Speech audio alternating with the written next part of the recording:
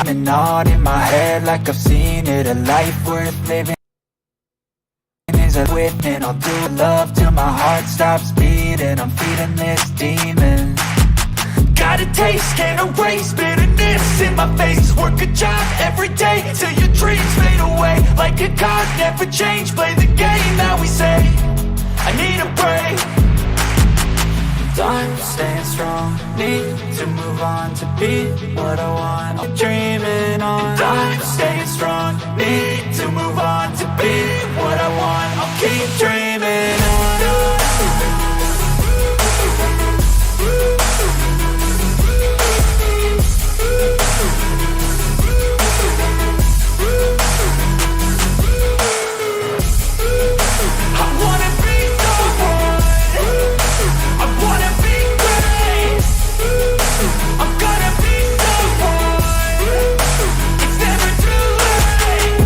Face on when I chase like that. Yeah, I play so strong with a knife in the back. I'ma swing home run like a baseball bat. Gonna see me rise, you can hate on that. I don't play both sides, doing me no cap. I'ma ride or die for my dreams on tap. I'ma fly real high, you ain't see me slack. No, it's not how you fall, it's how you get right back up. That's how you get tough. Calluses on my hands so rough, yeah, I call your bluff. I'm not the one, mess with me, come out with none. Cause I'm so done, you had your fun. And now you're gonna face down the barrel of the gun. Cause I got a full clip, put your name on it. But I'ma let you slide cause you ain't worth it. I'm staying strong, need to move on to be what I want. I'll keep dreaming on. I'm staying strong, need to move on to be what I want. I'll keep dreaming on.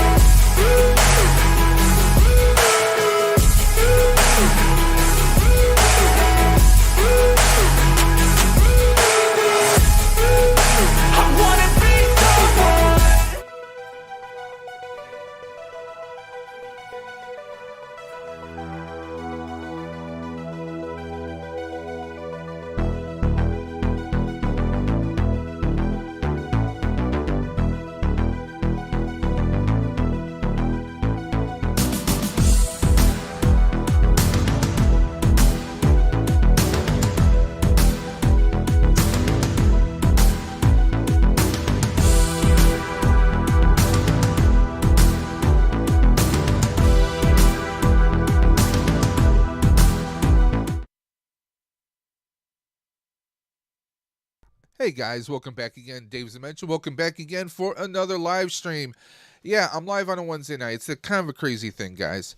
So I hope everyone's doing well. I want to welcome everyone to DAVESDIMENSION, the channel where chaos and insanity will always reign supreme, and your home for tech, toys, and talk. Figure I do, hey, we'll throw together a quick live stream, trying to get the watch hours up, and also, well, we have a lot of stuff to unbox. And, of course, I want to, promote the Ride for Roswell. We have the Stream for the Cure, which is going to be a 8-hour live stream happening on April 29th. That is a Saturday from 10 a.m. Eastern until 6 p.m. Eastern. We're going 8 hours strong, trying to raise as much money as we possibly can for the Ride for Roswell, which benefits Roswell Park Comprehensive Cancer Institute. If you guys have an interest in it, you can just take out your cell phones, just like this right here. You're going to scan the QR code at the corner of your screen right there. It's right there. You just scan that QR code, and that's going to route you directly to the donation page. Or you can go into the video description below, and you're going to copy and paste the URLs that'll take you directly to either my Facebook donation page for Roswell Park or to the official Roswell Park page. It should route you directly there. Looks like we got nostalgic toys, and we got the Duff Man in the house. Guys, this is just going to be a hangout stream. I want to talk about a bunch of different things. And if anyone wants, well, I have the link in the video description below.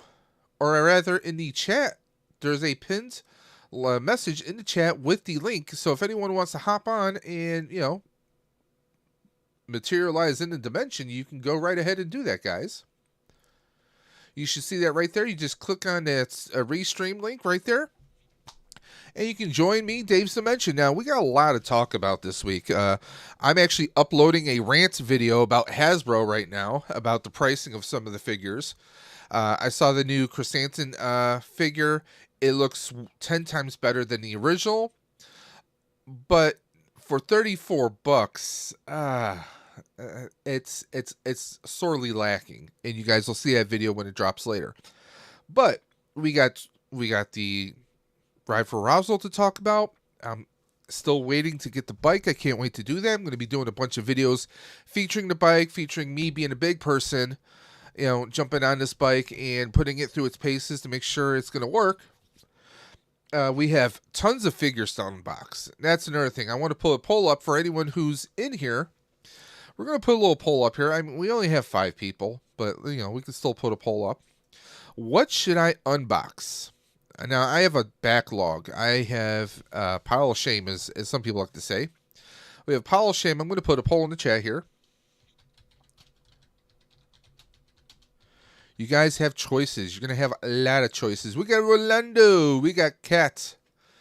We got Vader's Girl. We got Rolando Flores. Okay, let's see here.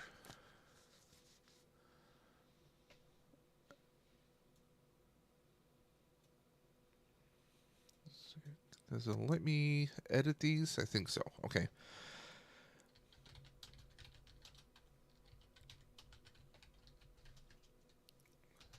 Would help if I could type today. I really can't type.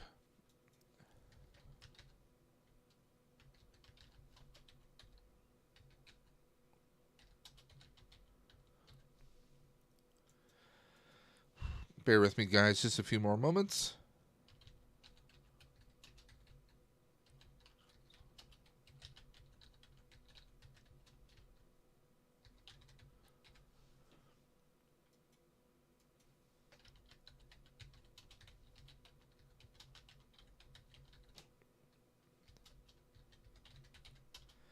Hope everyone's having a good Wednesday. Work is going. I've been there for a few weeks, but we do our official tissue training. Hopefully next week. So we'll get a better idea as to how things go. There's a lot of stuff going on. I can only fit 4 things in here. Okay, well we'll put these 4 options up for the poll. So just put a poll in the chat. And, it looks like we got Vern Oakhurst Studios in the house. Vern, I saw on Instagram that that amazing figure you did for sleeping. Just awesomeness, man. Just awesome.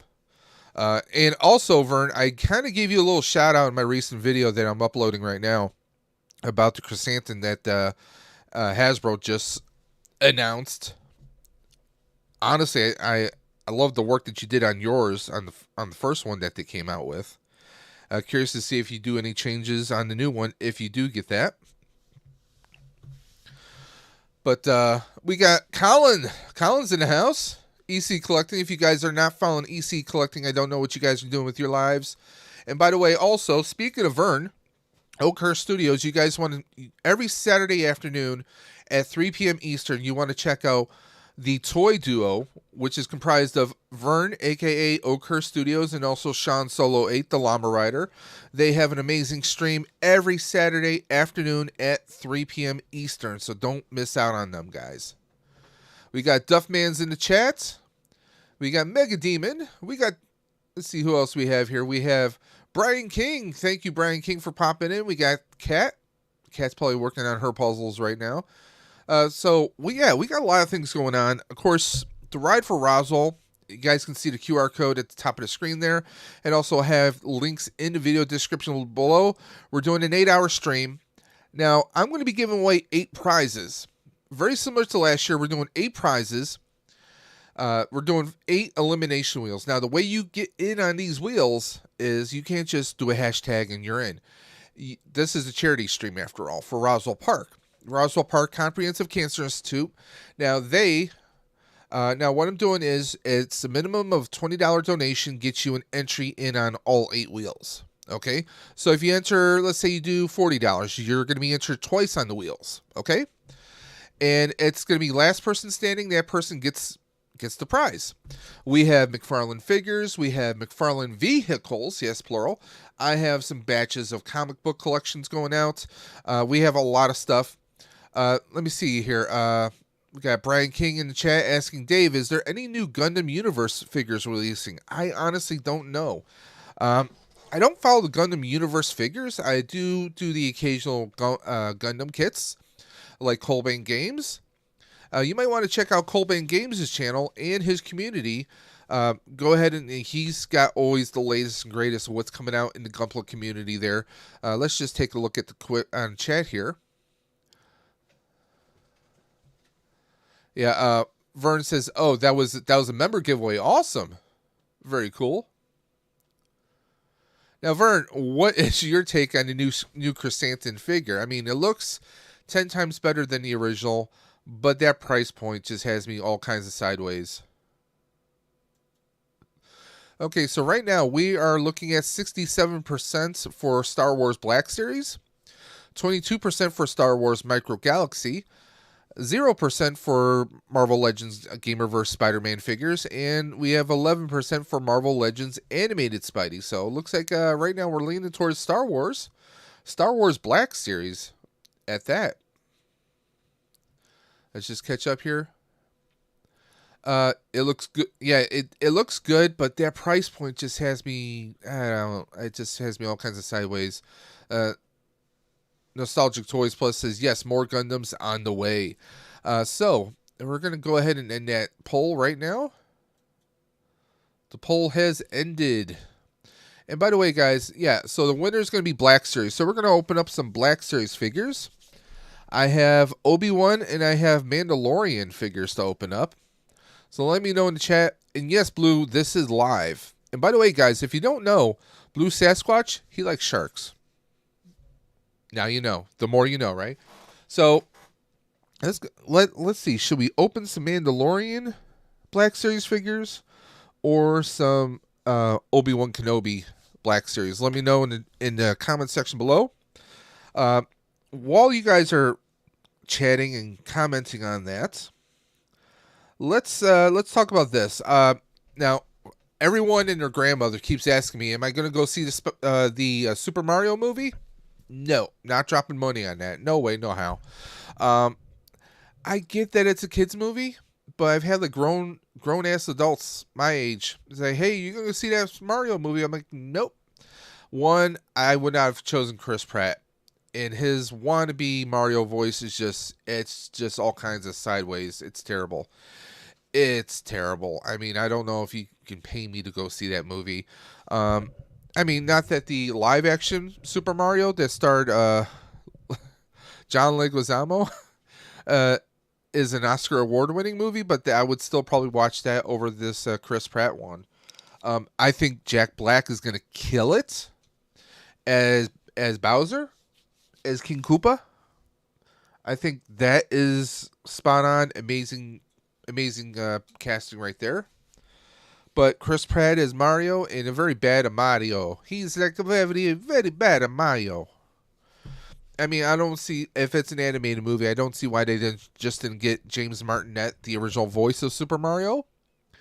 I mean, he's still voice acting. And plus, he'd probably be a hell of a lot cheaper than Chris Pratt. I mean, come on, let's be honest. But who knows? Also, Colin's with me there. I love the live action movie. Yes, I mean, come on. The live action movie with Bob Hoskins, John Leguizamo, and oh God, what is her name? Her last name is Mathis. Samantha Mathis. That's to me that just hits me in the feels. That's one of those, you know, a lot of people look at that movie sideways, but I can sit down and jam out with that movie. We got Rebels, Reptiles, and Games. Hey, bro, I can't stay, but you were right. Just watched Mando. Very awesome. Yeah, kind of. He had a question of will Charles Martinet. I'm sorry. Yeah, I said Jim Martinet. Charles Martinet is the original voice of Mario. But yeah, I told Rebels was like, well, will we find out on how Bo-Katan might get the saber? Will she and Din Djarin face off? And I said, Rebels, you're gonna find out in this episode. That's all I said. Didn't give away any spoilers. There are two very cool cameos in this week's episode of Mandalorian.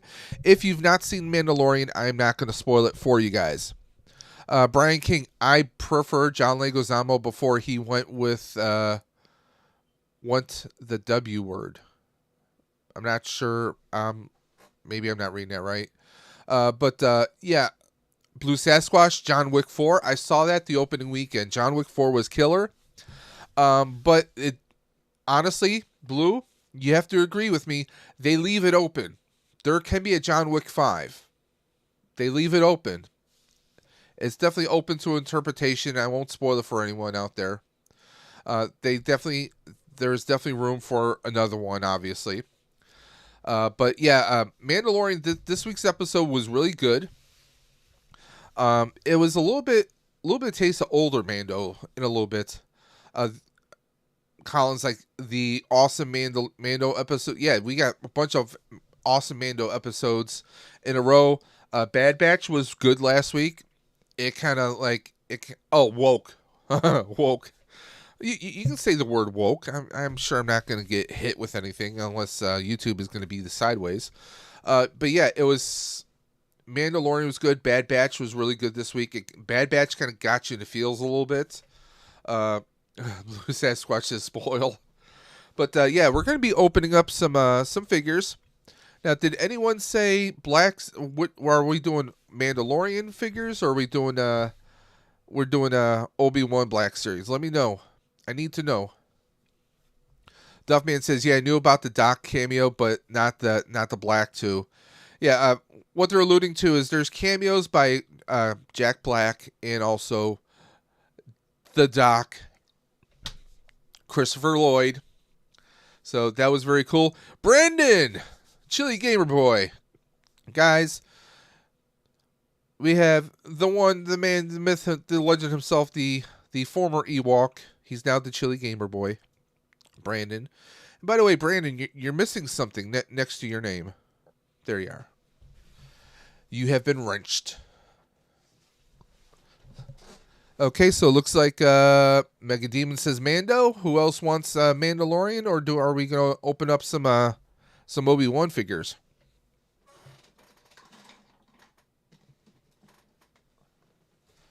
Because don't laugh, I still have not opened up the Armorer, Ahsoka,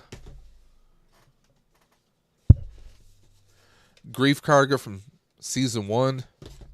I still got a bunch of those. Just never got around to opening up yet.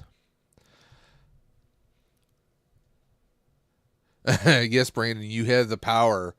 So yeah, it looks like even Colin's like, yeah, open up Mando.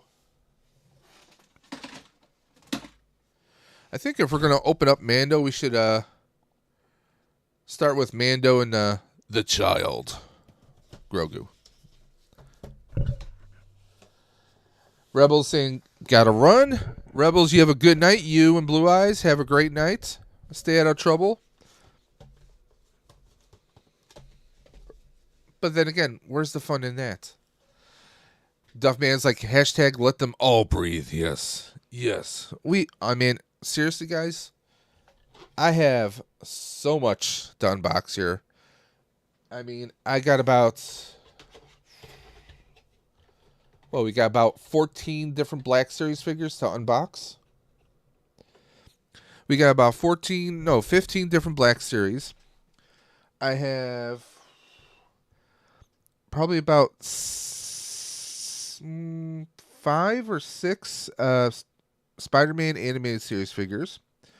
I have about maybe 6 or 7 NECA figures to open up. I got a whole bunch of stuff I have yet to unbox. It's not even funny. So yeah, and that's not even counting the stuff I'm going to be giving away. Dave had better have a Boba Fett in there. I already have a couple Boba Fetts that are unboxed and on shelf. So I don't have a Boba Fett in here. There is one thing. I have Boba Fett. I have both the Throne Room Boba Fett and I have the regular Boba Fett. I don't know where it is, though. I gotta rearrange my Star Wars stuff.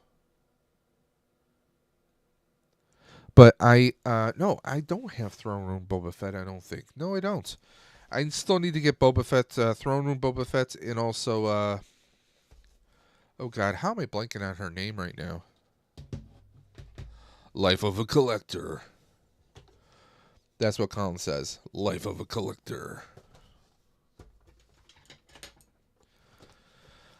I can't think of her name. God, how am I blanking on her name? Jesus. His muscle, his sniper, his bodyguard. God, I'm blanking on her name. The character played by Ming-Na Wei. Ming-Na. I'm trying to think of her character's name. I can't think of it. I really can't. So we get the freaky little spider.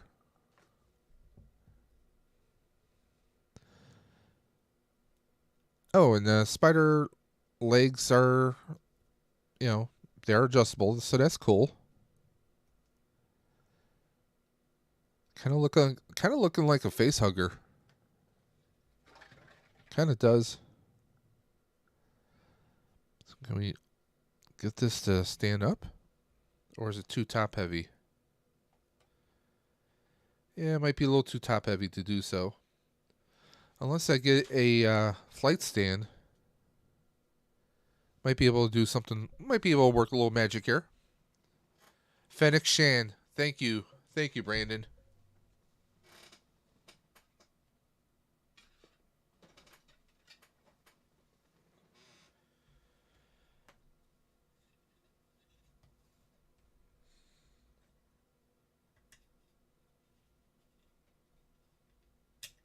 Oh, come on.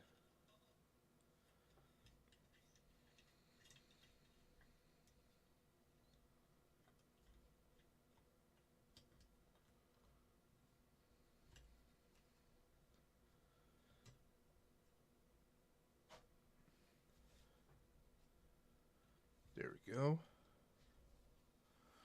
So yeah, we can kind of do that. A little spider action jumping like it's jumping up at Mando. So yeah, we can do that.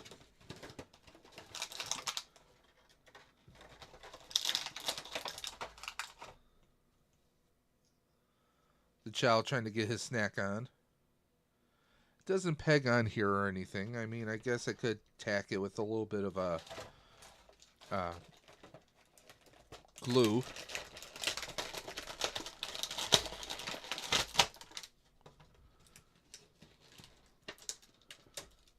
I still need to get Dinjarin when he's not all dirtied up.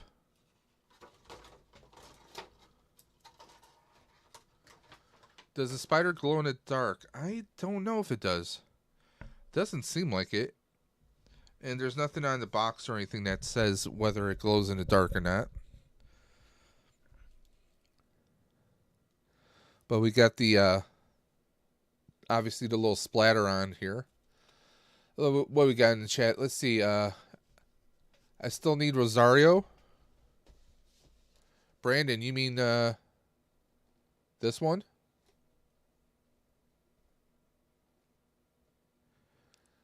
So yeah, maybe she'll be the next one we open up. Dinjarin stuff is just like all messed up.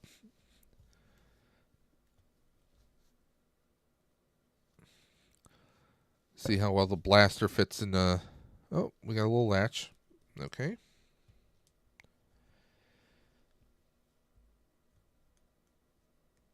Brandon, did you watch the recent episode of Mandalorian?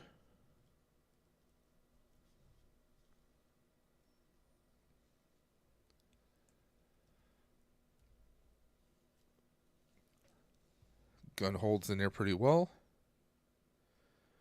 Now this is...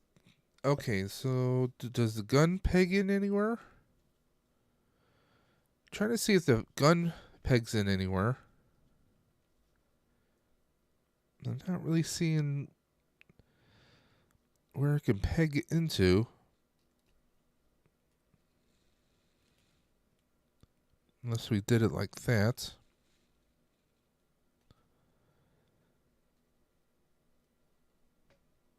Yeah, that's not going to work. Not sure how we can get this, because there's a little tab here. Trying to figure out what that's for specifically. Colin says, Duffman, my comic shop is putting them to the side for me. I can't wait. Because Duffman said, Colin, the new Predator number 2 comic books drop on the 12th. If you don't want to miss them, should be like 3 of them. They look pretty awesome, especially the 1 out of 25 variants. Awesome.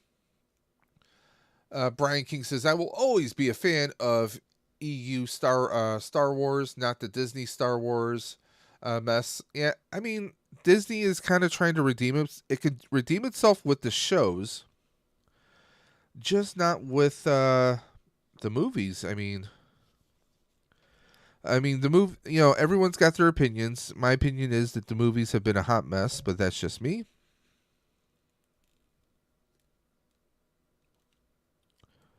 Trying to see if we can get the gun to peg into his back, because there are 2 slots to peg in, but I think this is for like the jetpack.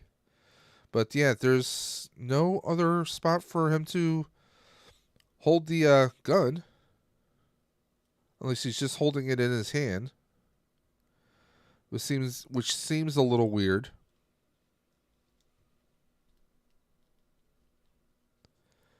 Looks like a good solid figure.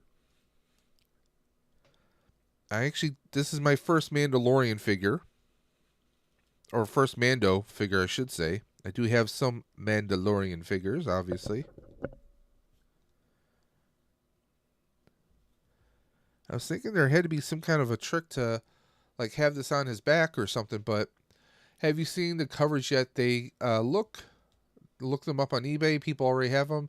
Dave, did you see the message sent you some more? Yes, I did see a notification on my phone. I just haven't accepted it yet because of the stream. So I'll accept that afterwards. Thank you, Duffman. Duffman is donated to the Ride for Roswell, which helps benefit Roswell Park Comprehensive Cancer Institute, guys. And I can't wait for the stream on the 25th. Is it the 20th? No, 29th. 25th. I'm losing my mind. So, again, on the 25th, or 29th, rather, that is a Saturday, we're going to be doing an 8-hour stream. All the proceeds go to Roswell Park. Roswell Park Comprehensive Cancer Institute. They are the nation's oldest cancer research and treatment center. And every year I take part in the Ride for Roswell, mostly thanks to my wife, because she's been doing it for 9 years, and this is my 3rd year now doing it.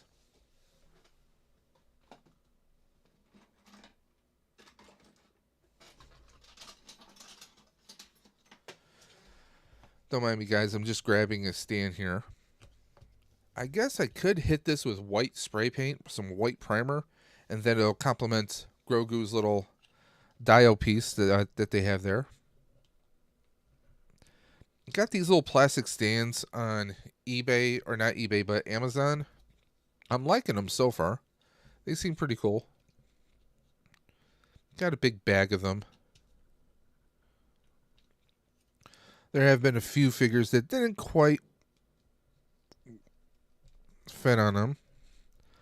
Like the McFarlanes, for some weird psychotic reason, I've been having trouble with. Come on, there we go.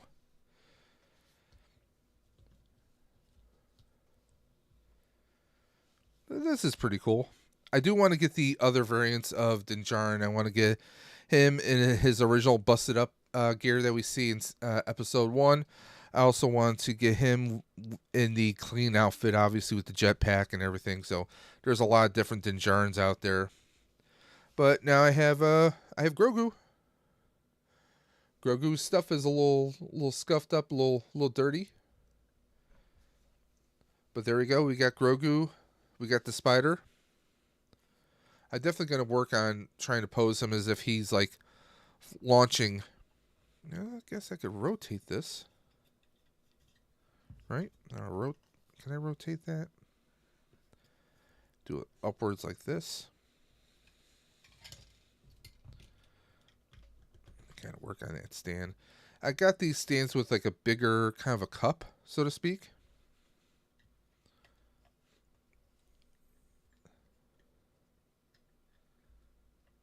see, rotate that sideways. Yeah, there we go.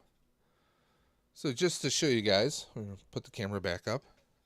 So I have the spider on a stand here, so it's going to look like it's launching at Din Djarin. So I think that's going to look pretty cool. Maybe just lower it a little bit. There we go. So it'll have the look, because they're leveled, so it looks like it's launching right at him. So that's going to be cool.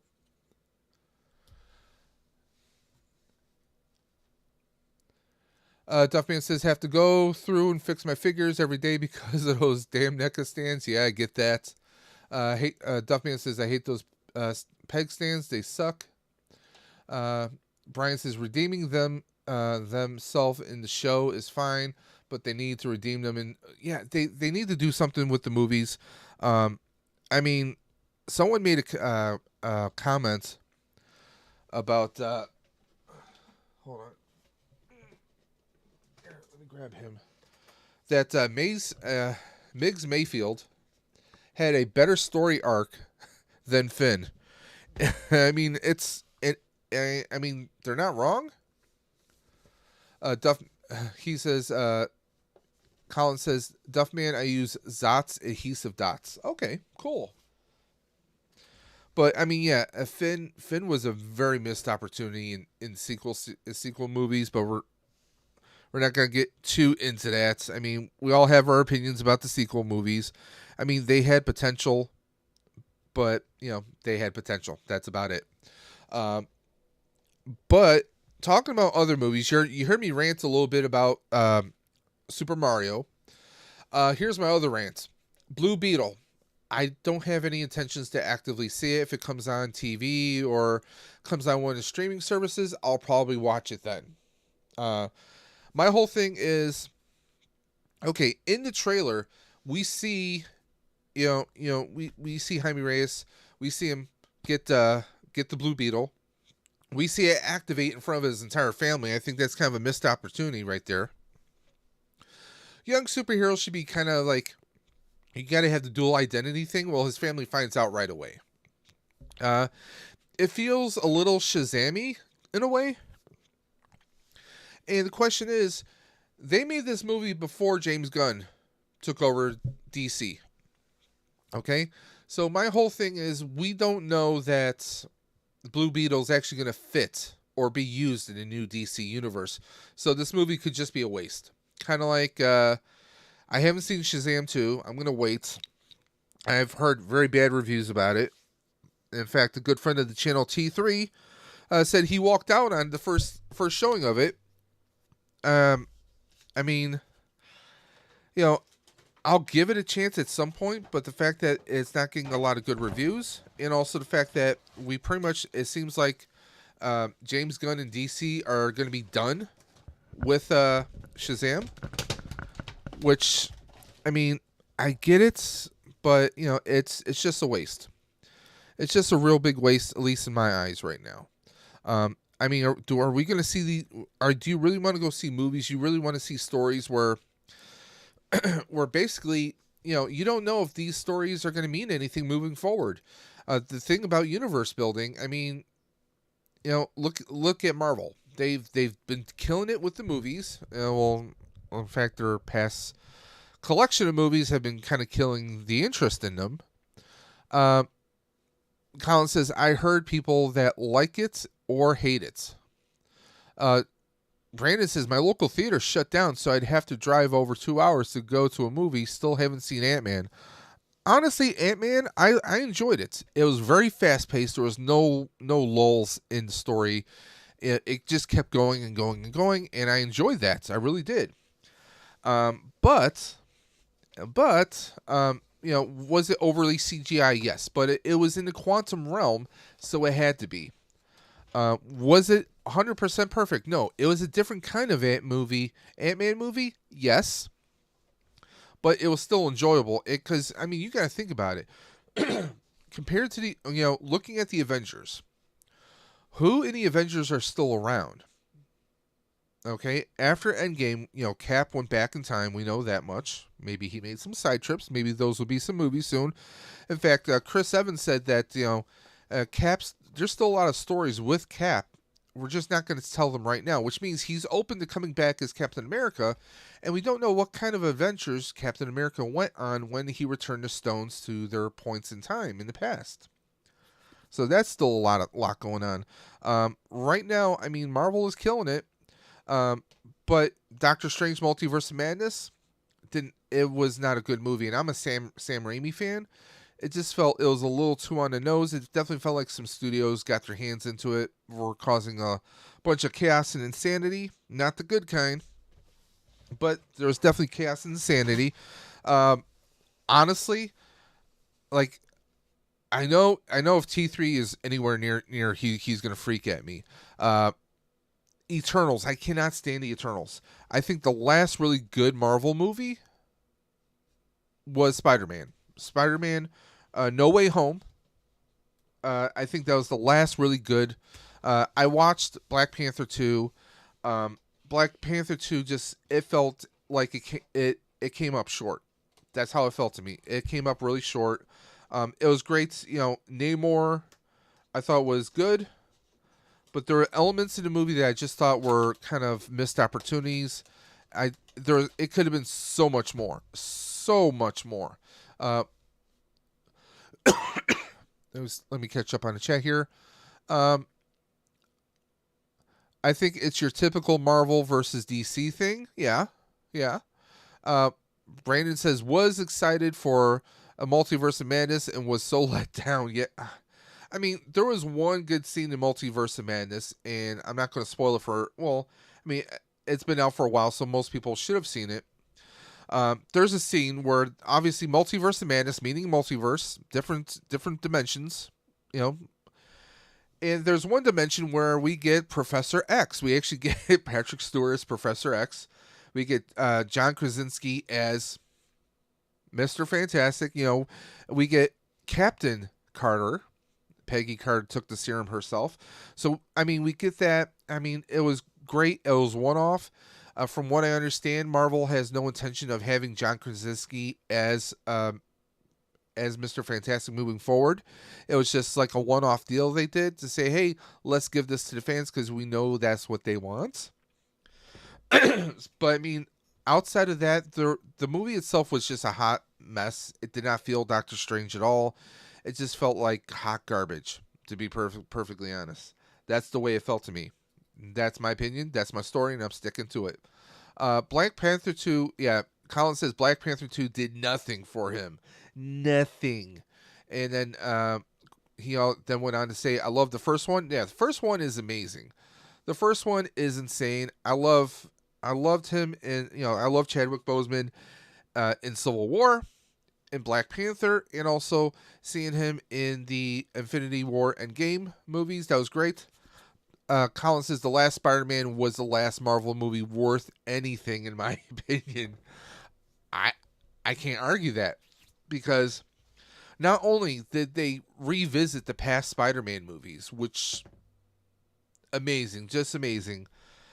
Some of the movie was predictable. I mean, like, come on. As soon as like Aunt May saying about with great power, I looked at my wife. I was like, my wife had no idea what I was trying to say to her in my eyes. I'm like, I knew Aunt May was. I knew. I just friggin' knew. But but they did so much in that movie, and they also showed a glimpse of.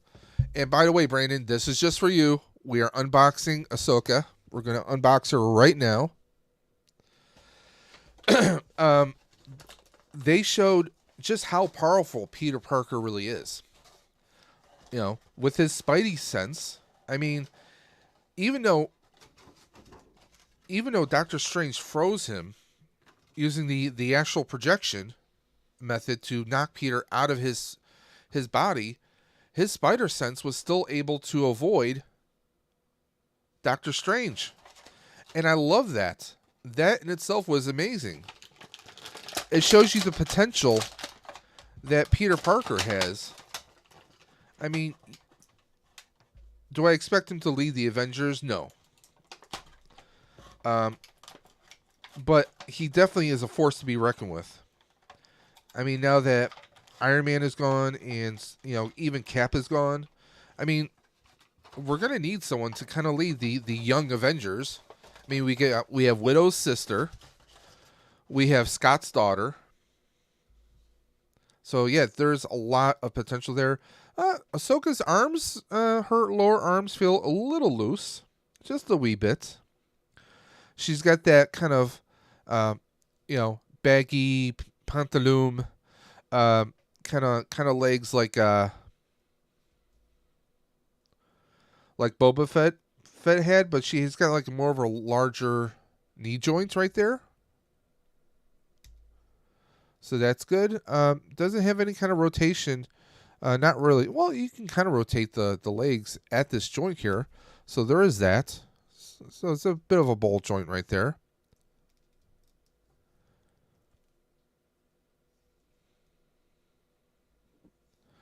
Very cool. Very cool design right there. I really think they did an amazing job on her.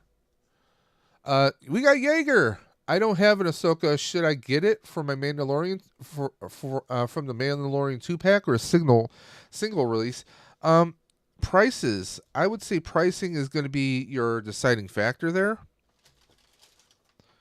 Prices are going to be your deciding factor. If you can get the 2-pack on sale, go for it, my friend. However, if you can get Ahsoka cheaper yourself, you know, like individually, then I might go for that. Oh, almost bent the saber. I always forget which hand holds the longer saber.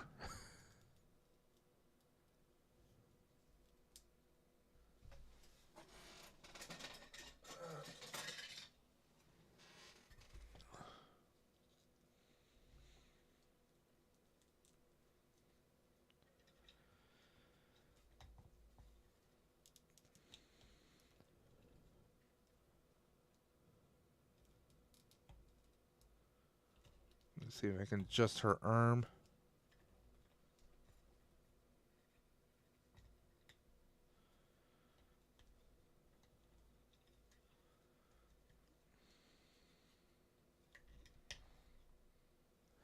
There we go. Let's get that adjusted. Colin says he likes the 2-pack figure. I mean, I'm waiting. If the 2-pack ever goes on sale, I think I'll get it. But I got her on a little flight stand, like she's kind of like leaping up. I think I have to adjust this just a little bit. But I think that's probably how I'm going to have her positioned. Have her kind of jumping up in the air like that. Maybe rotate the, make her arm go out just a wee bit.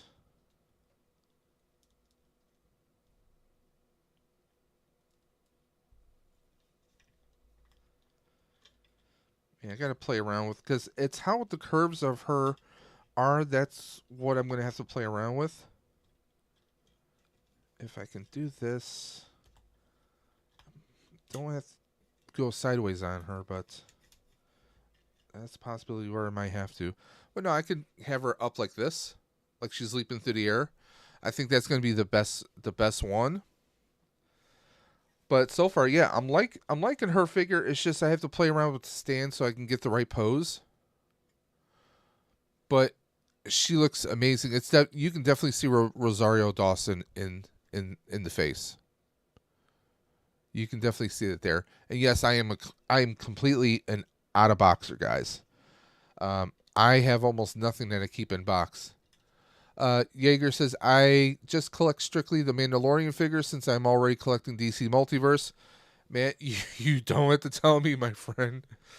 I have a bunch of DC Multiverse. In fact, Jaeger, I have, now, you just popped in the chat. We're doing a charity fundraiser stream on April 29th. It's this 8-hour stream from 10 a.m. Eastern until 6 p.m. Eastern.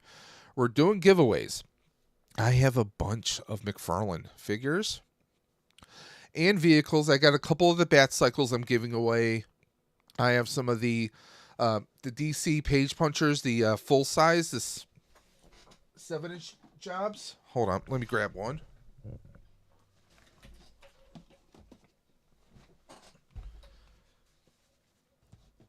I have whoa. I have some of these that I'm going to be doing an elimination wheel on. So if you're interested, I have those. I have some comic books. I might even have a few surprises. But we're going to be shipping those out to some lucky winners. The only thing you have to do is donate $20 to the Ride for Roswell. That is Roswell Park Comprehensive Cancer Institute. There's a QR code at the top corner of the screen, but there's also links in the video description below. In order to enter, you have to donate a minimum of $20. $20 gets you in on all 8 wheels. Also, all you have to do is just message me either on my Instagram at Daves_Dimension or email me at davesdimension78@gmail.com with your first and last name, and you'll be entered in on the wheel. So, kind of a no-brainer. I have some sets of comic books.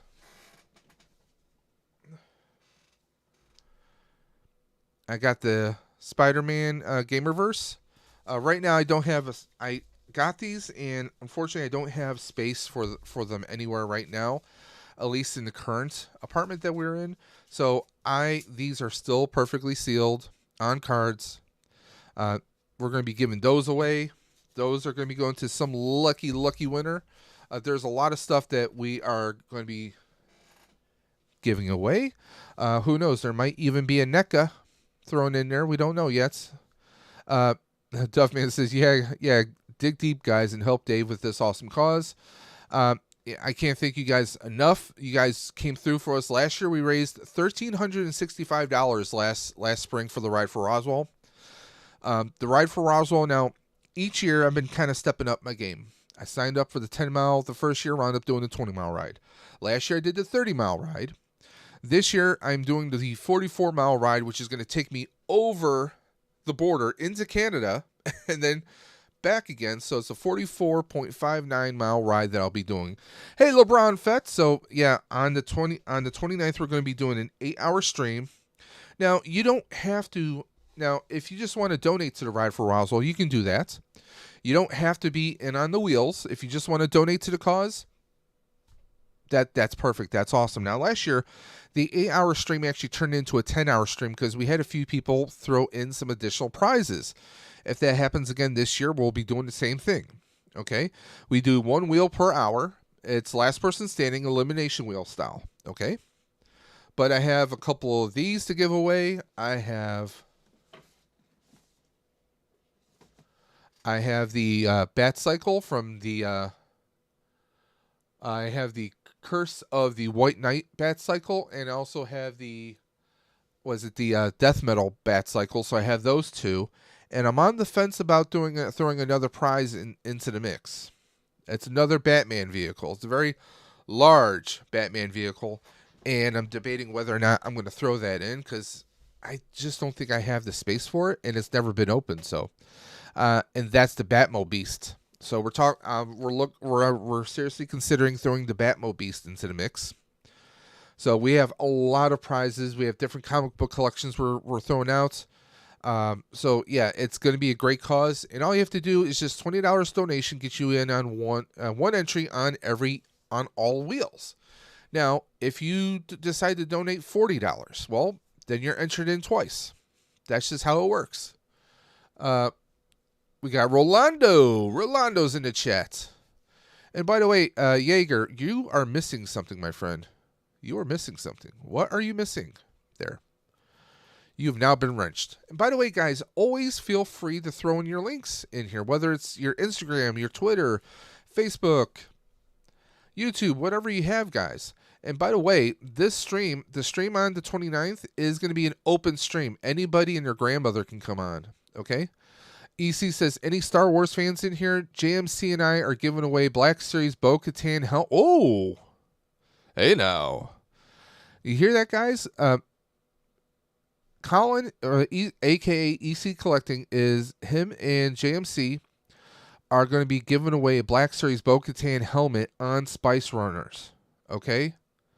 That is this Friday. Just have to be subscribed to That Effing Figures and be in the chat. That's all you have to do, guys. Colin, what time on Friday is that stream? please let us know in the chat what time, East Coast, West Coast, what time that stream is going to be on.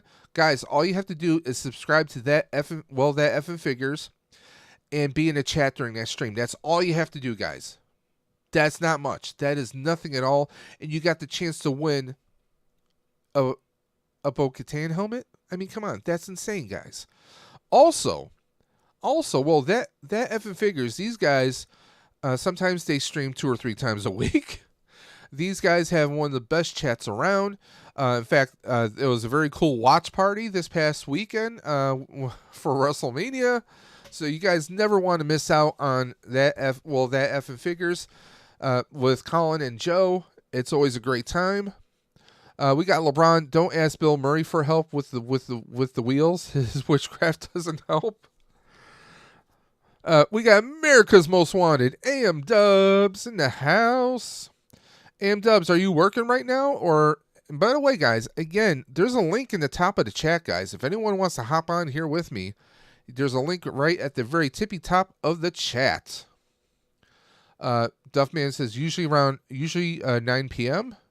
Colin says 8 p.m. Eastern. So that's 8 p.m. Eastern this Friday. Or no, he's 8 p.m. Central. So that is going to be 9 p.m. Eastern, 8 p.m. Central. Okay, guys?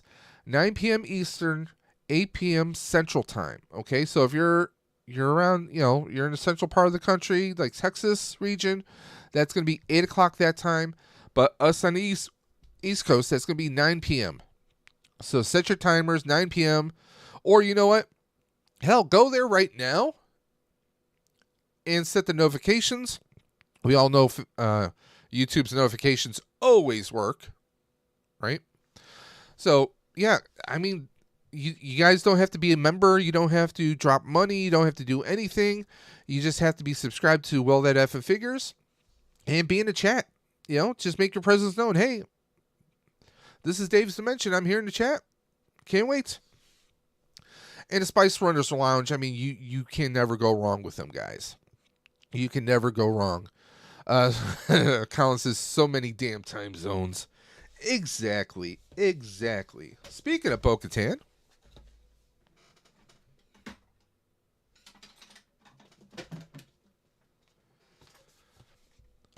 what do you say we open her up? Hit that bell for notifications. America says, next time, bro. I'm still on the clock, but thanks. No worries, man. No worries. I hope you're doing well, man. I was hanging out on Rebel's stream earlier tonight, and guess who popped up in the chat? Our brother Darth Taz. So he must be on the mend, doing better. Glad to see him. I know things were not going well for him for a minute, but I'm glad to see that he's back in action. Giggity. Now, what do you guys... Now, Colin, did you watch Mandalorian this week? If so, let me know. What did you think of that story? What did you think of how it turned out? I'm curious, without giving spoilers. Brandon says, such a good figure. Are you talking about the shape of her or just the quality of the action figure itself? I'm curious. Brandon's probably cracking up right now.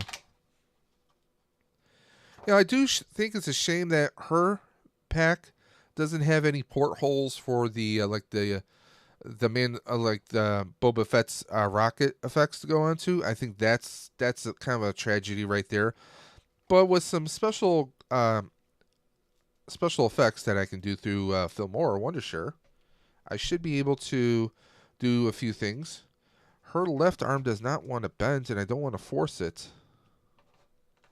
There we go. Probably just got to play with it a little bit. Just a little bit.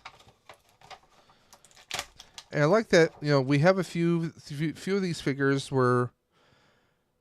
See, that's the thing that's the thing that drives me nuts about Hasbro. We get some weathering, like on the fronts. We got the Night Owl here. We got the owl with a little bit of weathering, but the rest of the helmet has no weathering. That makes me want to get some paints out and do some weathering of my own. Colin says he loves the direction it's going now. Yes. And I know this sounds nuts, but I almost feel like there could be a ship happening between those two. I'm just saying. Don't play with her too much, Dave. Hey now. I mean, it is Katie Sackhoff. I mean, it's it's Starbuck.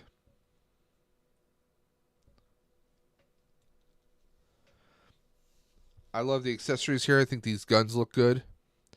I don't need them to be too silvery. I mean, yeah, I could probably hit them up with a little bit of chrome, maybe a chrome marker to chrome them up a little bit. I still think like her armor should be a little bit more scuffed and weathered. What do you guys think?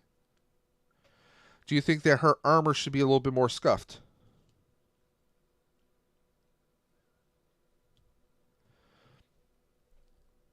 I mean, the jetpack looks perfectly clean. It looks brand new. It looks very much like Din Djarin's. You get the little peg hole in the back right there. This has got a little smaller backpack. Just saying. Yeah, the likeness is pretty good. Looks like they went a little light on the eyebrows though. The right eye, it's kind of hard to see the brows, but I mean, let's see. Can we get her to pose holding the helmet?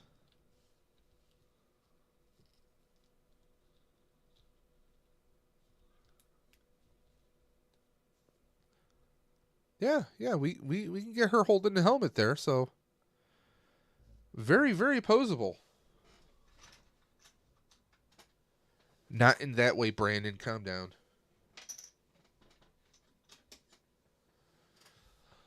Lord Helmet, I didn't see you coming. I didn't see you playing with your dolls. There he is. We got Legacy of a Nerd.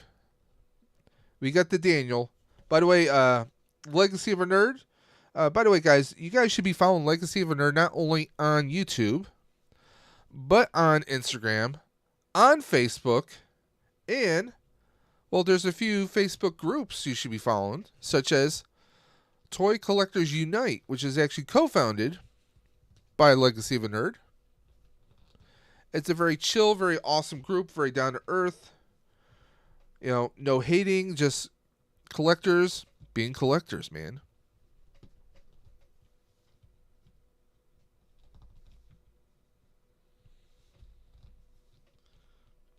Gotta play around with this a little bit.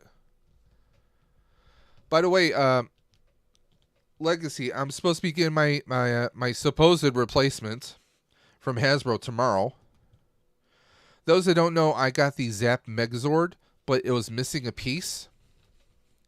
It was missing an extra set of hands. They gave me like 2 extra rights instead of a left and a right. So I emailed them. I said, hey, can you just send me the replacements? They're like, nope. So they're like, well, we need you to send it back to us and we'll send you a new one. Now, if anyone in the chat has ever returned anything from Hasbro, usually if you say there's a defect, even if it's a popular item that normally is in stock, they usually will tell you, oh, we don't have that in stock. When the warehouse sends something out, it's just something that they grab of equal value. So here's the question. Am I going to get the Zap Megazord, or are they going to send me something else? That's the real question.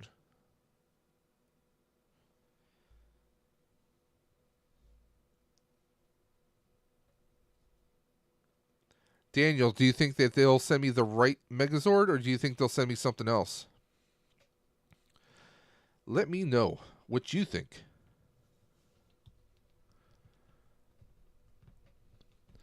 Don't you think it'd be funny if they sent me, like, I swear to God, if they sent me a Dragon Zord? Because I already have a Dragon Zord.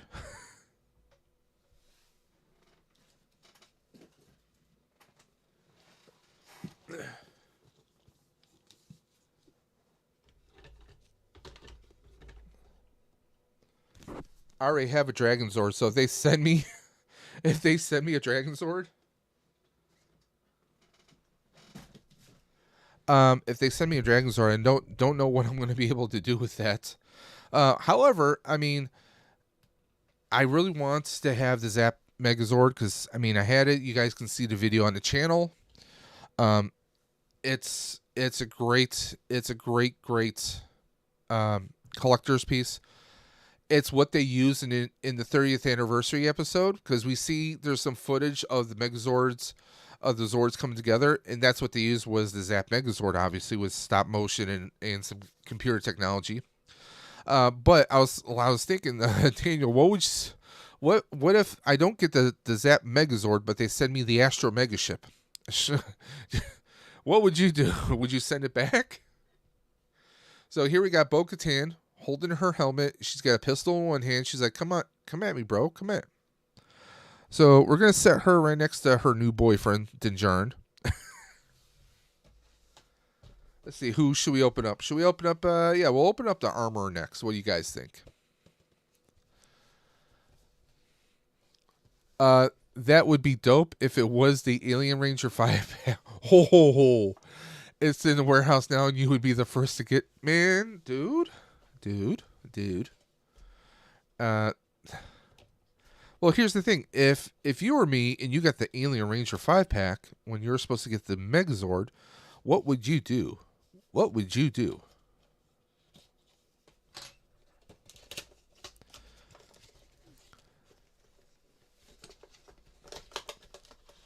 We still have 9 people watching. I love you guys. You guys rock. And by the way, in case you guys did not know, do you know how much you guys rock? I'm going to let you know.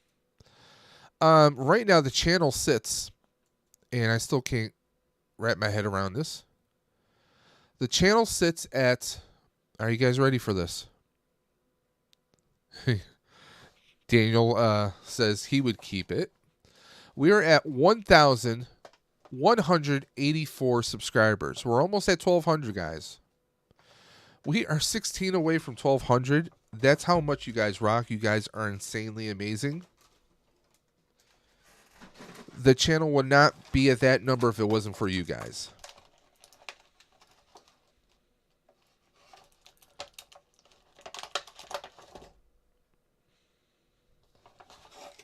Got some cool weapons here.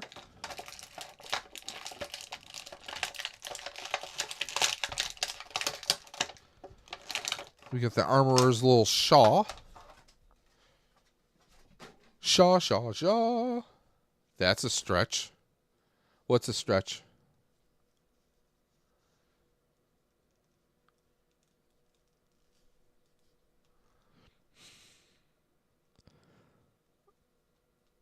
I love how Rolando's like, she's really a blacksmith instead of an armorer, basically.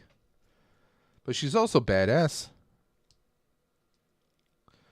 I don't like that her little Shaw here isn't sticking on, so I might have to get some hot glue at some point in time and kind of rig it on.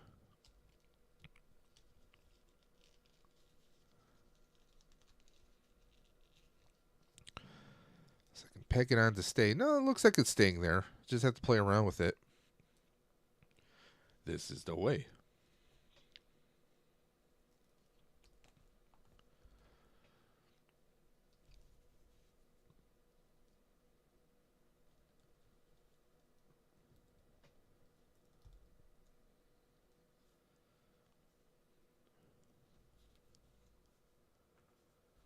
Let's see if we can get this.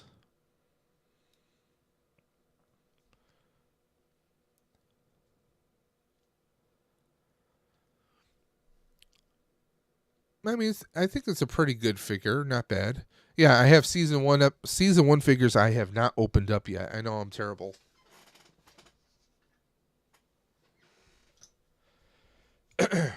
So, what is everyone's feelings on Blue Beetle? Like I said, it just doesn't make sense to see a movie that may not even have anything to do with the universe itself, especially after Black Adam. I kind of enjoyed Black Adam for the most part. It was better than I thought it would be. That's what I'll say about that. Was it great? No. Pierce Brosnan is now, DC Universe. I love that. And who knows? Who's to say that they won't reuse any of the actors or their characters into the new DC Universe? We've seen something similar With actually on the CW network, they have the Arrowverse, which is now coming to an end with the Flash. But there's the Superman and Lois, which actually takes place in another universe. Now, in that show, they have a character, Tobias Church, who was played by I can't remember his name, but the same actor who played that character on Arrow and was killed on Arrow is playing the character on the Superman and Lois show. Yep. Colin's like, no interest in Blue Beetle. And honestly, with respect to the young man who they got the young man who's on Cobra Kai, plays the character Miguel. They got him on there, and it just feels like kind of flavor of the week type casting. I really think that they need to have I'm sure there's a lot more deserving, a lot more skilled young actors they could have got to play Jaime, but it is what it is. Brandon says, I thought Black Adam was awful. Last third of the movie looked like it was PlayStation. You're not wrong there. You are not wrong. I mean, it had potential. I just think that someone other than Rock should have played Black Adam. The Rock doesn't have the range. Okay? Black Adam is a tortured soul. He didn't show any amount of internal torture, emotional distraughtness. It was just it could have been way, way, way better. It could have been way better. But it is what it is.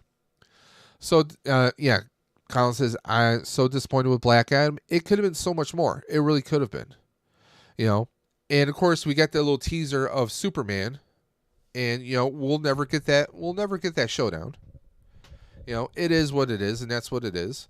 I mean, personally, I think would it be a great looking fight? Sure, but I think we've seen better fights on Injustice on PlayStation or Xbox.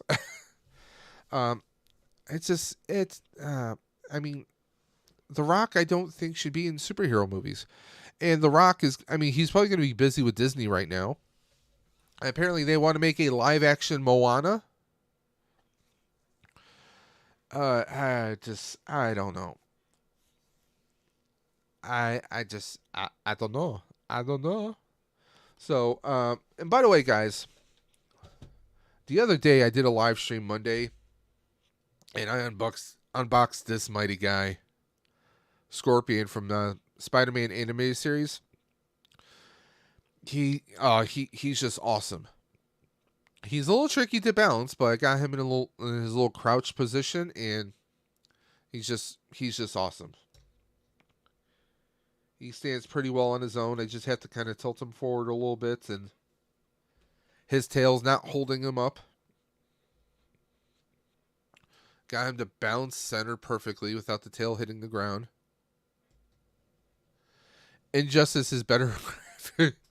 Brandon, you're not wrong. Injustice is better graphics than Black Adam, yes. Plus, if you have Injustice 2, that special collector's edition, you can have a whole bunch of crossovers in that one too, especially with the Ninja Turtles and a whole bunch of others, without any legal issues. So yeah, but yeah, I mean, I don't know where DC's going with everything. Obviously we're gonna have to wait about maybe 2 years, maybe a year and a half to 2 years before we see what James Gunn is gonna do. Okay, he's ending a lot of the shows. I mean, almost all the DC shows are going to be gone. I did start watching Gotham Knights, and is it great? No. It could be worse. It could be a hell of a lot worse. But but that's the thing. Like Blue Beetle in the trailer, like really George Lopez, like he hasn't done anything in God knows how long. And the fact that we see Blue Beetle transform in front of his entire family, it's like, I mean, could you at least let him, merge with the Beetle and, hope that, like he, have the Peter Parker type craziness where you're trying to conceal who you are to protect your family, or let them find out naturally. I don't know. It didn't sit right with me. I was hoping we would have had a little bit of Mr. Cord first.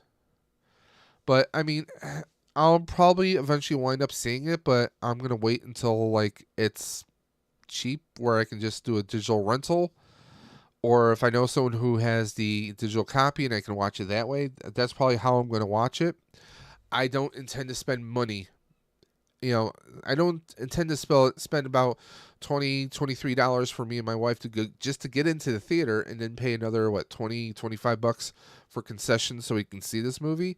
I'm not going to blow almost 50 bucks on this movie. I'm sorry, I'm just not. Colin says, I'm happy it's getting rebooted. The universe, yeah. It's going to be interesting to see what James Gunn does with it. I mean, he's done some amazing stuff in the past. I know a lot of people want to see what would happen with the Snyderverse, but I mean, it's effectively dead. You have James Gunn running DC movies now, DC Entertainment. Snyderverse is effectively dead. The only way in hell that there's a continuation of the Snyderverse is if the rights of those heroes were sold out from DC, or if DC was sold out to another entity and they brought Snyder back in and kicked Gunn out. That's the only way I can see that happening, but that's not going to happen. There's no way they're going to get rid of James Gunn. They saw what he could do for Marvel. Okay, they saw what he could do for Marvel, and then when he came over to DC, and he gave us Peacemaker, the series Peacemaker, a killer soundtrack, okay, killer music, killer comedy. I never thought John Cena could be likable and actually be pretty funny, and he's amazing in it. So, I mean, Peacemaker changed my mind on John Cena's acting. He friggin' killed it. It was just, to me, I mean, I could watch Peacemaker over and over again. It was great. Was his now wife in that show? Yes. And yeah, he's going to cast her in a few things. I mean, I don't necessarily think it's nepotism, but I think it's like, hey, she's already established character in that universe. So that's why they carried her over. I'm really curious to see how he's going to take, like, what is it? Superman Legacy, I think, is the next one that he's doing. I don't know what that truly means. Is it going to be kind of a what if scenario, or are they going to have different different Supermen? What's going to happen? Is it going to be the death of Superman, and then we have the reign of the Superman afterwards? I don't know. I'm curious to see, with the Batman, is that going to be the basis for the new James Gunn universe, or is there going to be something else? I mean, it's going to be a long while before we find out. It's going to be a couple years. You figure it usually takes about a year or so to maybe plan out a movie, sometimes longer. So we don't know when we're going to get this. It could be 2025 or 2026. We don't know. No matter what they might be saying in the trade papers right now, it's a couple years off right now, to say the least. It's going to be interesting to see how they adapt the Flash and Flashpoint. Will that be the birth of the new one? Superman was the only good movie in my opinion. I did like the different take on Superman that they did. Of Superman movies, I mean, the first two Superman movies, Superman 1 and 2 with Christopher Reeve, are always going to be my favorites. I did enjoy Superman Returns. Could it have been better? Sure. Some aspects of that movie could be better, but I think it was good. Wonder Woman, the first Wonder Woman, I thought was good. The CGI bad guy fight did ruin it. Yes. And see, that's the thing. You guys have heard me talk about this before. Sony and Ghostbusters Afterlife showed you that you can do a movie in our present day life and do practical effects. I think that maybe people are getting a little bit lazy when it comes to CGI. Studios like, we can't really do this, so we're just going to CGI it. Yeah, but then that takes more and more money. Sometimes with practical effects, you can go away with a lot more. Look at what Sony did. Jason Reitman and Sony gave us Ghostbusters Afterlife. They gave us so many practical effects in that movie. Okay? Now, comparing it to Ghostbusters Answer the Call, which was the 2016 movie, they shoved CGI down your damn throats. Okay? I think that you have to find studios or directors who can find a balance, a happy medium between CGI and practical effects. I mean, even in 2023, we can make movies with practical effects. You know, there are ways to go about it.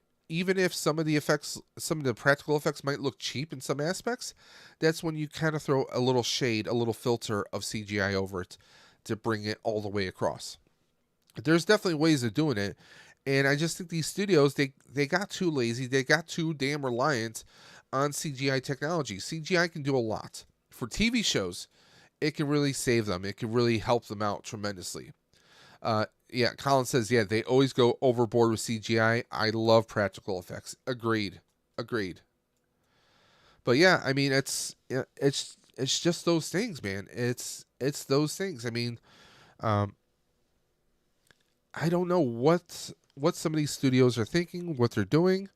They really need to kind of think things over a little bit. Like right now, I think Disney is doing well with Star Wars TV shows. I really enjoyed Andor. I'm enjoying Mandalorian, of course. Book of Boba Fett, I did enjoy after it got past some of its. It was very slow running at first. Mrs. Dimension is actually watching Clone Wars right now. She's going through Star Wars from in the correct order: Phantom Menace, Attack of the Clones, Clone Wars, and then she'll watch Revenge of the Sith, and then she's going to do, because Disney allows you to watch Star Wars in its chronological order, so that's what she's doing right now.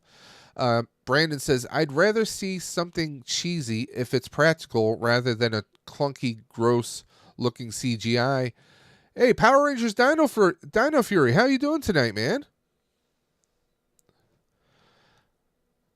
So, are you, you being a Power Rangers fan, are you psyched for Cosmic Fury? I cannot wait to see how it takes off, because I just rewatched Dino Fury the other day. I just rewatched it completely to get amped up. Later this month, guys, you know what we're getting. We're getting the Power Rangers 30th anniversary. I cannot personally wait. I'm psyched for it because, I mean, they got a lot of the OGs back. It's going to be interesting to see. And this is not like a half-hour special like they've done in the past. Like they'll do Power Ranger team-ups, or like when they did Forever Red. They just did, like they only did like a 25-minute episode. We're getting a full hour, and it's on Netflix, which means no commercials. So we're getting a full 60 minutes of Power Rangers, Mighty Morphin Power Rangers, and I cannot wait for it. The trailer looks amazing. I'm doing good, Power Rangers Dino Fury. And see, that's another thing. I'm a Power Rangers fan. You guys can see I have not an insane collection, but I have a small, modest collection.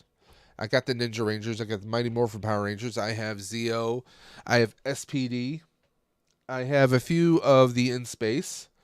I have 2 Time Force, and I got Lost Galaxy, of course, and I got a bunch of Zeo Rangers. I think the only Zeo I'm missing is Pink. That's the only Pink. That's the only Zeo I need to get now. And of course, I got the Dragon Sword, but I'm waiting to open up the Dragon Sword. I'm waiting until I get my Megazord, and then I'm going to do just one big massive unbox with those two, which I cannot wait for. So Power Rangers Dino Fury, what are you up to tonight? Colin says, doing good. How are you?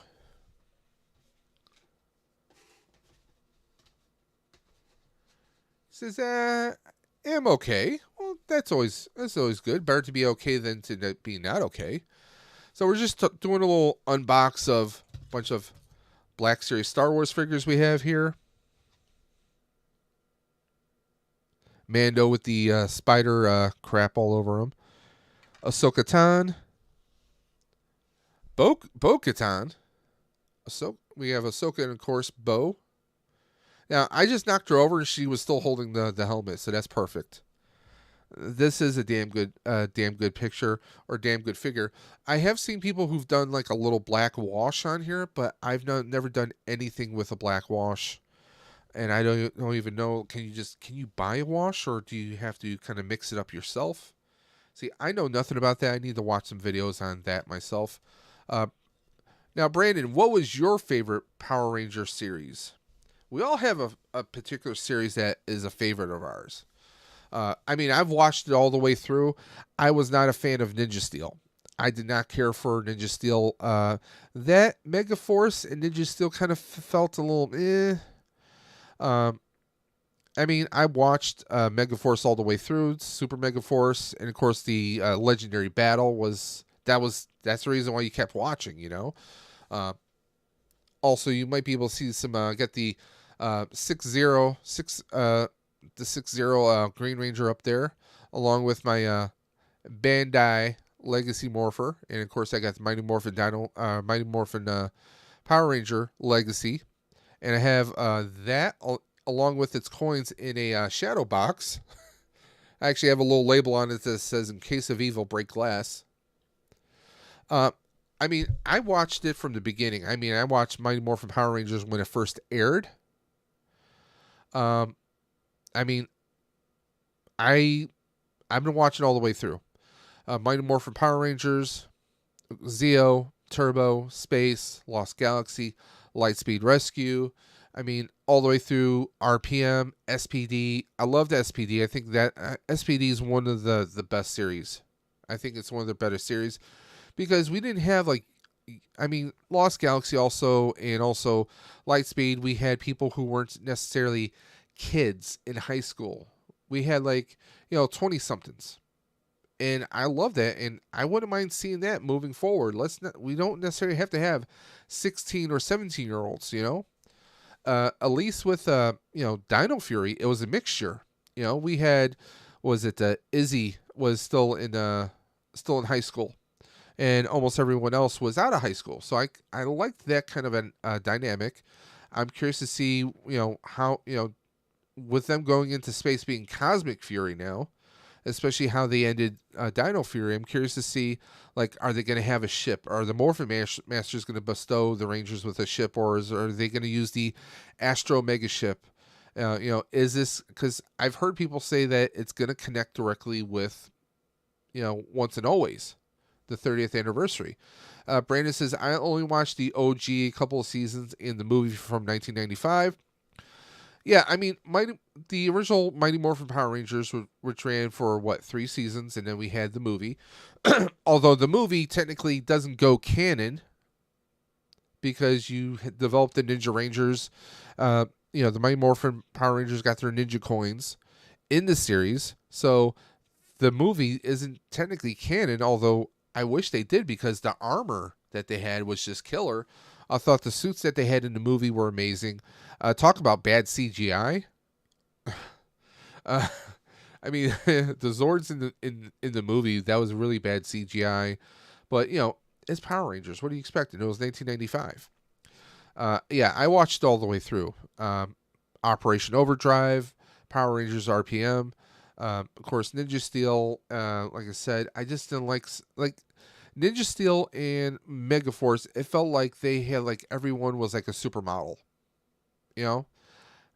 We like stuff that is imperfect. We like kind of everydays.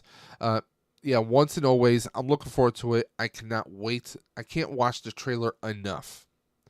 The trailer for me, the fact we get a brand new command center, and from all the Easter eggs, we're finding out that it's Billy's foundation or his company that builds it. We have a lot of unanswered questions, but let's face it, Power Rangers does not always answer our questions. Beast Morphers was good. Jungle Fury. I mean, there's a lot of when did Billy come back from Aquitar? Did him and his girlfriend not work out? Who knows if we'll find that out. I'm curious to find out who the father is of Trini's daughter. I talked with a few people. I mean, I was thinking, could it be Zach? But a bunch of people said, no, it's not going to be Zach. because I guess the daughter makes a reference to Uncle Zach. So I'm like, well, who's the daddy? Who's your daddy? I mean, it's going to be interesting to see how they do that or how they address Tommy, because we see a Green Ranger in the trailer.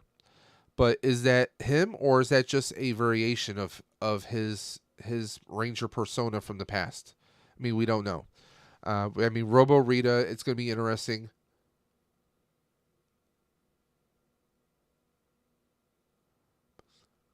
Okay. I mean, I'm psyched for it. Just from the trailer alone, seeing like Robo Snizzard and they look so good, man. I mean, those are good. You know, Hasbro is, through like here's the money. Whatever you guys need, here's the money, because they're gonna make figures. They're gonna release new figures. I mean, they're already doing a new Trini and a new Billy. You know that they're going to be doing a Robo Rita, and people are going to be going after that figure like there's no tomorrow. I mean, we already have Zed coming back for Cosmic Fury, just like when he was in Dino Fury. I mean, it's going to be amazing. I mean, we're going to be getting some killer stuff. I mean, the Zap Megazord. I had the Zap Megazord. It was missing a piece, so I shipped it back. I'm going to be getting a new item tomorrow. But like I said before earlier in the stream, if you've ordered something from, if you have something defective from Hasbro, they don't always send you a replacement. They usually tell you, "Oh, we'll ship you what we have, in the warehouse, whatever they have of equal value. That's what you're going to get." I've had that happen before. I had a defective, a very bad paint application, 2-pack Andros Astronoma. And what they sent me back was they said, "Oh, well, we'll send you a replacement. So you can keep what you have there." I was like, "Oh, okay." And what they sent me was the Evo 3 Lord Draken, the one with the cracked Ranger helmets and all the energy effects. So I was not mad at that. But I do want the Megazord.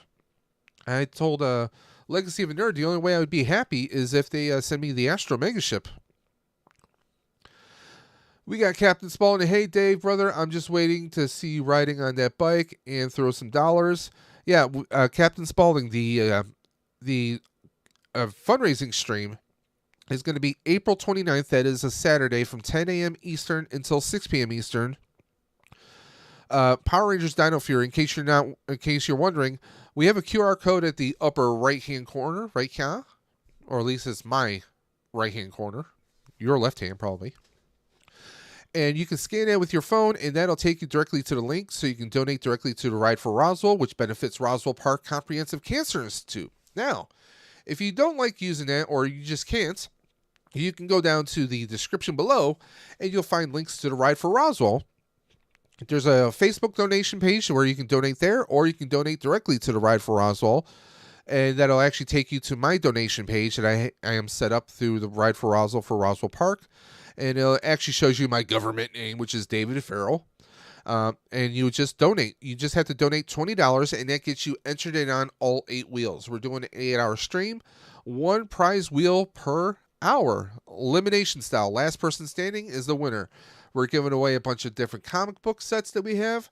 I have a bunch of McFarlane figures, and I even have a few McFarlane vehicles that we are giving away. So it's, we have 1 prize per wheel. Literally, now the comic books, they're bundles of comics that we're giving out. So if you're a Marvel comic fan, you're going to love what we're giving away. So, and all the proceeds, every penny, every nickel, every dime goes directly to Roswell Park Comprehensive Cancer Institute, guys. And in fact, we got our buddy Duffman in the chat here. He, Cap, just send the money to him on PayPal if you want. Yeah, you can do PayPal. I try to be careful with PayPal. Last year, we had everybody and their grandmother were sending through PayPal, and it was actually causing issues with PayPal. They were sending me error messages because they thought all this money was coming through as an error message, but we got through that. Because you can do PayPal. Now, my PayPal you can actually do is... my PayPal is the Doc Can Dance. That is my PayPal. Or you can just message me through Instagram at Daves_Dimension, and I can give you the PayPal link directly. Duffman says, I did already twice. Might send more when the lady gets paid next time. When the last day we can donate, Dave. Well, the Ride for Roswell is actually taking place on June 24th. So even though the stream is going to be on April 29th, you can still keep donating and donating and donating and donating all the way to the 24th and even past the 24th. Okay? But the Ride for Roswell itself takes place on June 24th, where Dave's Dimension, will be riding a 44-mile route from downtown Buffalo across the Peace Bridge over into Canada. Yep, that's right. I'm going over to Canada. And then I'll be crossing back over through Niagara Falls, through the Rainbow Bridge, and then riding my bike back to the University of Buffalo campus. So technically it's like 44.59 miles, technically. That's the actual technical number, so we're going to be doing that. But yeah, you guys can either go directly to the Facebook page. There's a link in the video description below. You can either go directly to the official Ride for Roswell donation page, which is also listed there. Or you can message me at Daves_Dimension, and I will shoot you my PayPal, and we can do it that way. Okay? So yeah, we have a lot going on. I'm hoping this weekend we'll get the new bike. So, because reason why I'm not doing this in the month of May is a couple reasons. One, May is a very busy month. Mrs. Dimension, her birthday is the first week in May. Technically, May 9th. We have her birthday, and I plan to be training extensively. Like pretty much on the weekends, I plan to be doing extreme, like 30, 40-mile bike rides to train myself to get ready for June. Plus, I need to shed a little bit of weight here myself. So month of May, I plan to be training nonstop. If you talk to dietitians and health experts, they usually tell you to balance out your workouts. Like with my weights here, they tell you to do weights one day and do your cardio on another day to space them out. But I plan on doing my bike riding as much as I possibly can to push myself out this year. What's your goal this year so we can smash it? Well, last year we did $1,365. $1,365 last year. Nathan Bowden had challenged us to reach 1,500. It would be great if we could hit 1,500. In fact, let me just pull this up right here.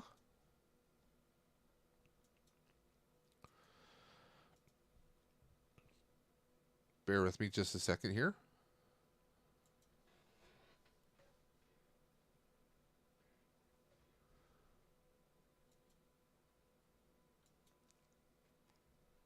Give me a quick second, my friends. Fundraisers, there we go. Yeah, so right now I do have the goal set at 1,500. That is the goal right now. We're at 1,500, and Duffman sent me some money today. So technically, we're at $565 out of 1,500. So we still have a long way to go to hit 1,500. That is if we can. I mean, last year we did about 13, and we had, I will be perfectly honest, I mean, there was a hot toy in the mix last year. That's not something that we have going on this year. You getting pegs on your new bike? Yeah, this new bike will not support any kind of any pegs whatsoever. It's funny you talk about doing a wheelie. Technically, there are people who do wheelies on e-bikes. Let me actually show you guys a little something. Let me see if I can pull that up. Those that may not know, I'm actually going to pull up the new bike right now.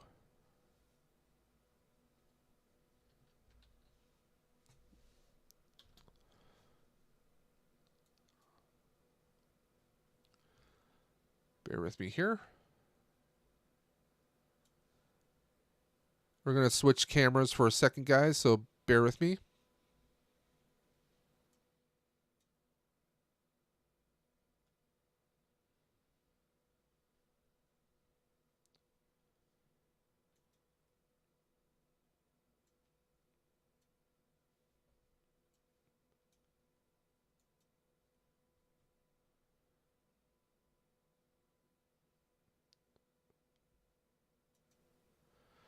Okay, guys, there you are. So, this is not the exact bike. It's a variation of it. Let me know if you guys can still hear me. Don't laugh because I technically could take this to a skate park. This is the new bike, the Aventon Adventure 2 Step Through. It is an e-bike, so it is an electric bike with a motor and a torque sensor. So it's going to give me a nice balanced ride.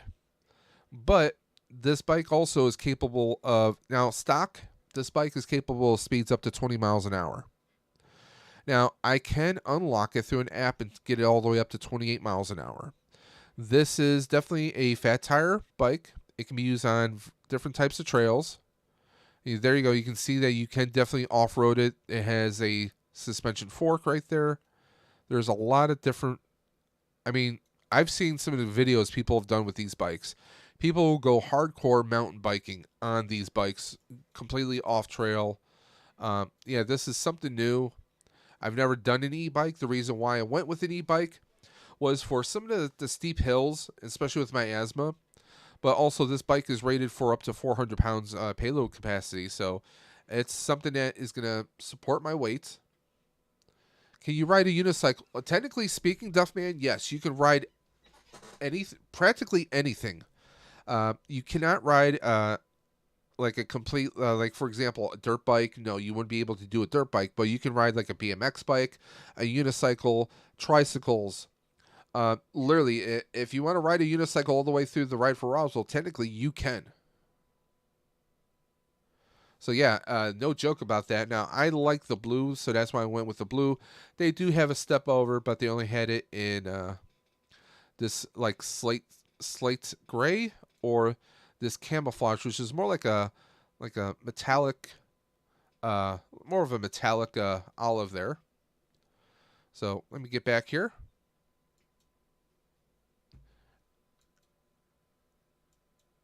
And we got a slacker in the chat. What's up, man? What's up?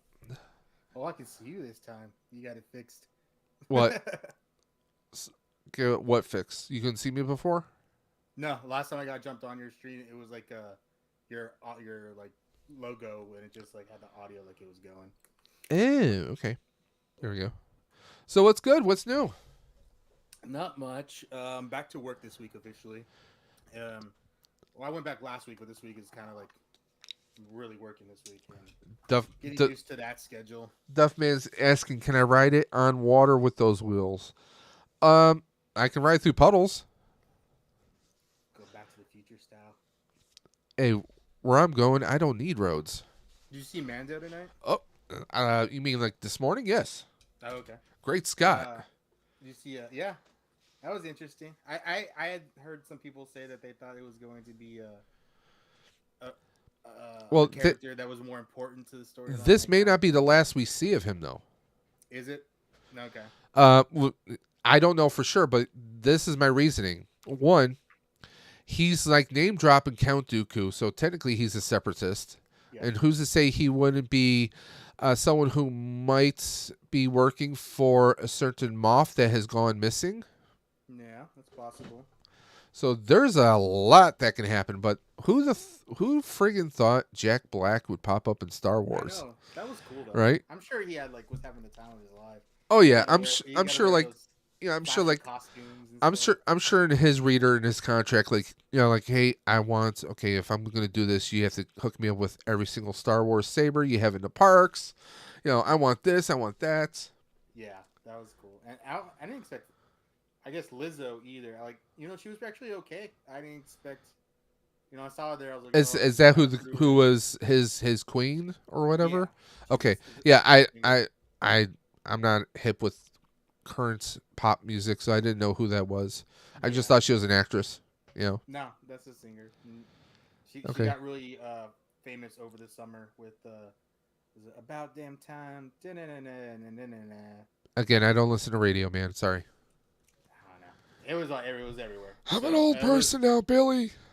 My name's not Billy, it's Teen Grandpa.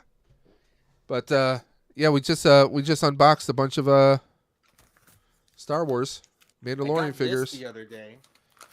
Is it a bill? You might appreciate it. Is it a bill? Nice. It's from Starlight Studios.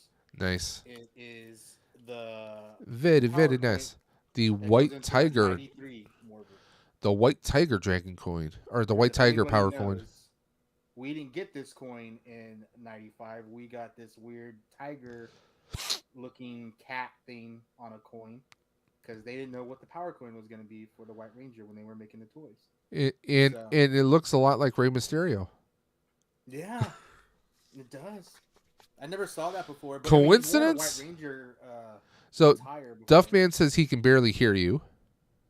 Let me put you. Let me put you over there. But yeah, got this. It was my first thing I really bought from Starlight Studios, and they. I've bought their mix bags, like their mystery bags. Yeah. That's how I got my Draken coin and everything else. And I love the weathered stuff.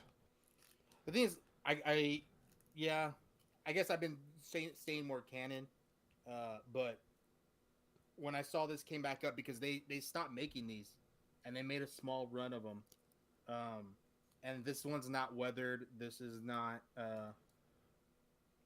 any particular design. This is what it looked like on the show, so that's what I wanted for it to be show accurate. Mm-hmm. We want ludicrous speed or platinum. Spaceballs reference. I'm hoping to see. Speaking of ludicrous, have you ever seen that before? Rapper, I'm hoping to see Fast X fairly soon here. Hopefully, I can give you all a review. I definitely want to see it. The wife is not too psyched to see it, but she says she'll see it for me. Yeah. Because I mean, let's face it, it is getting a little outrageous. I mean, Jason Momoa, like he's what's his name's brother? Is it like his brother or a cousin or something? The dude that they took on in Rio that they robbed. Yeah. Because it's like his brother or something like that, right? I don't know. I don't really care too much about the trailers. I know who's the new villain, where there's like John Cena, Jason Momoa sort of thing. I had an agreement sort of okay, that if we could go see it for free, due to us having media access. Hold on. I'm just Duffman, let me know if that sounds better. Go ahead and say something, Daniel. Hello, I am here. Can you hear me? And that's right. You have me going through something else. Yeah, because I'm using OBS and I'm using desktop audio to capture you. But so we made an agreement. We don't want to pay for FastX, but since we we have the media access that we can get in and see it for free and early, we're gonna try and do that. And if we can't do that, then we'll probably just wait till it's out HBO Max. So here's the thing, like the Comic-Con in Buffalo here still has said they have not done any releases on people being able to apply for media passes. Yeah. My plan is this. I already have that Friday off. I requested off ahead of time. Now, those who know that I'm part of the Buffalo Ghostbusters, we're going to be set up at the con. But that Friday, I'm not going to be participating as them. Friday, I'm planning to go as myself, Dave's Dimension. And I'm hoping that I'm going to be able to maybe get some just footage and do a walk through the con and maybe talk to people, get photos of cosplayers and stuff, and see if there's any way I can manually talk to some of the celebrities' management ahead of time to see is there. Hey, so I'm gonna look up information on like David Yost and Walter Jones, see if I can find their management, like because I'm sure I can look up their information online and say, hey, I'm a small local YouTuber. I'm going to be at the con on Friday.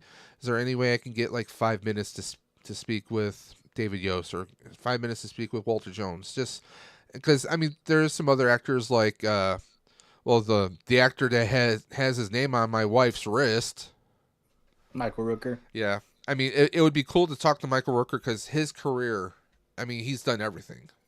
He's done slasher movies. He's done sci-fi stuff. Yep.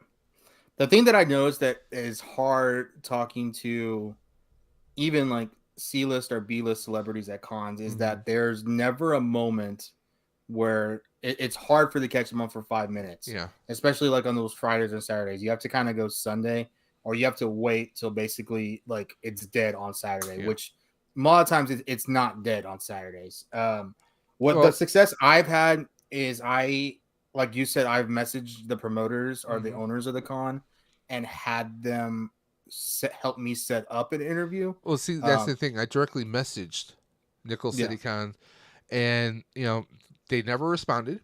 I Mhm. did. I messaged them through their general thing. I'm going to try through a few different outlets. It's just that Yeah. right now it's April. It's April right now. Okay, and this is at the end of June. So yeah, I do have a Yeah, little bit it's of early. leeway, but It's I'd early, rather yeah. secure this information right now.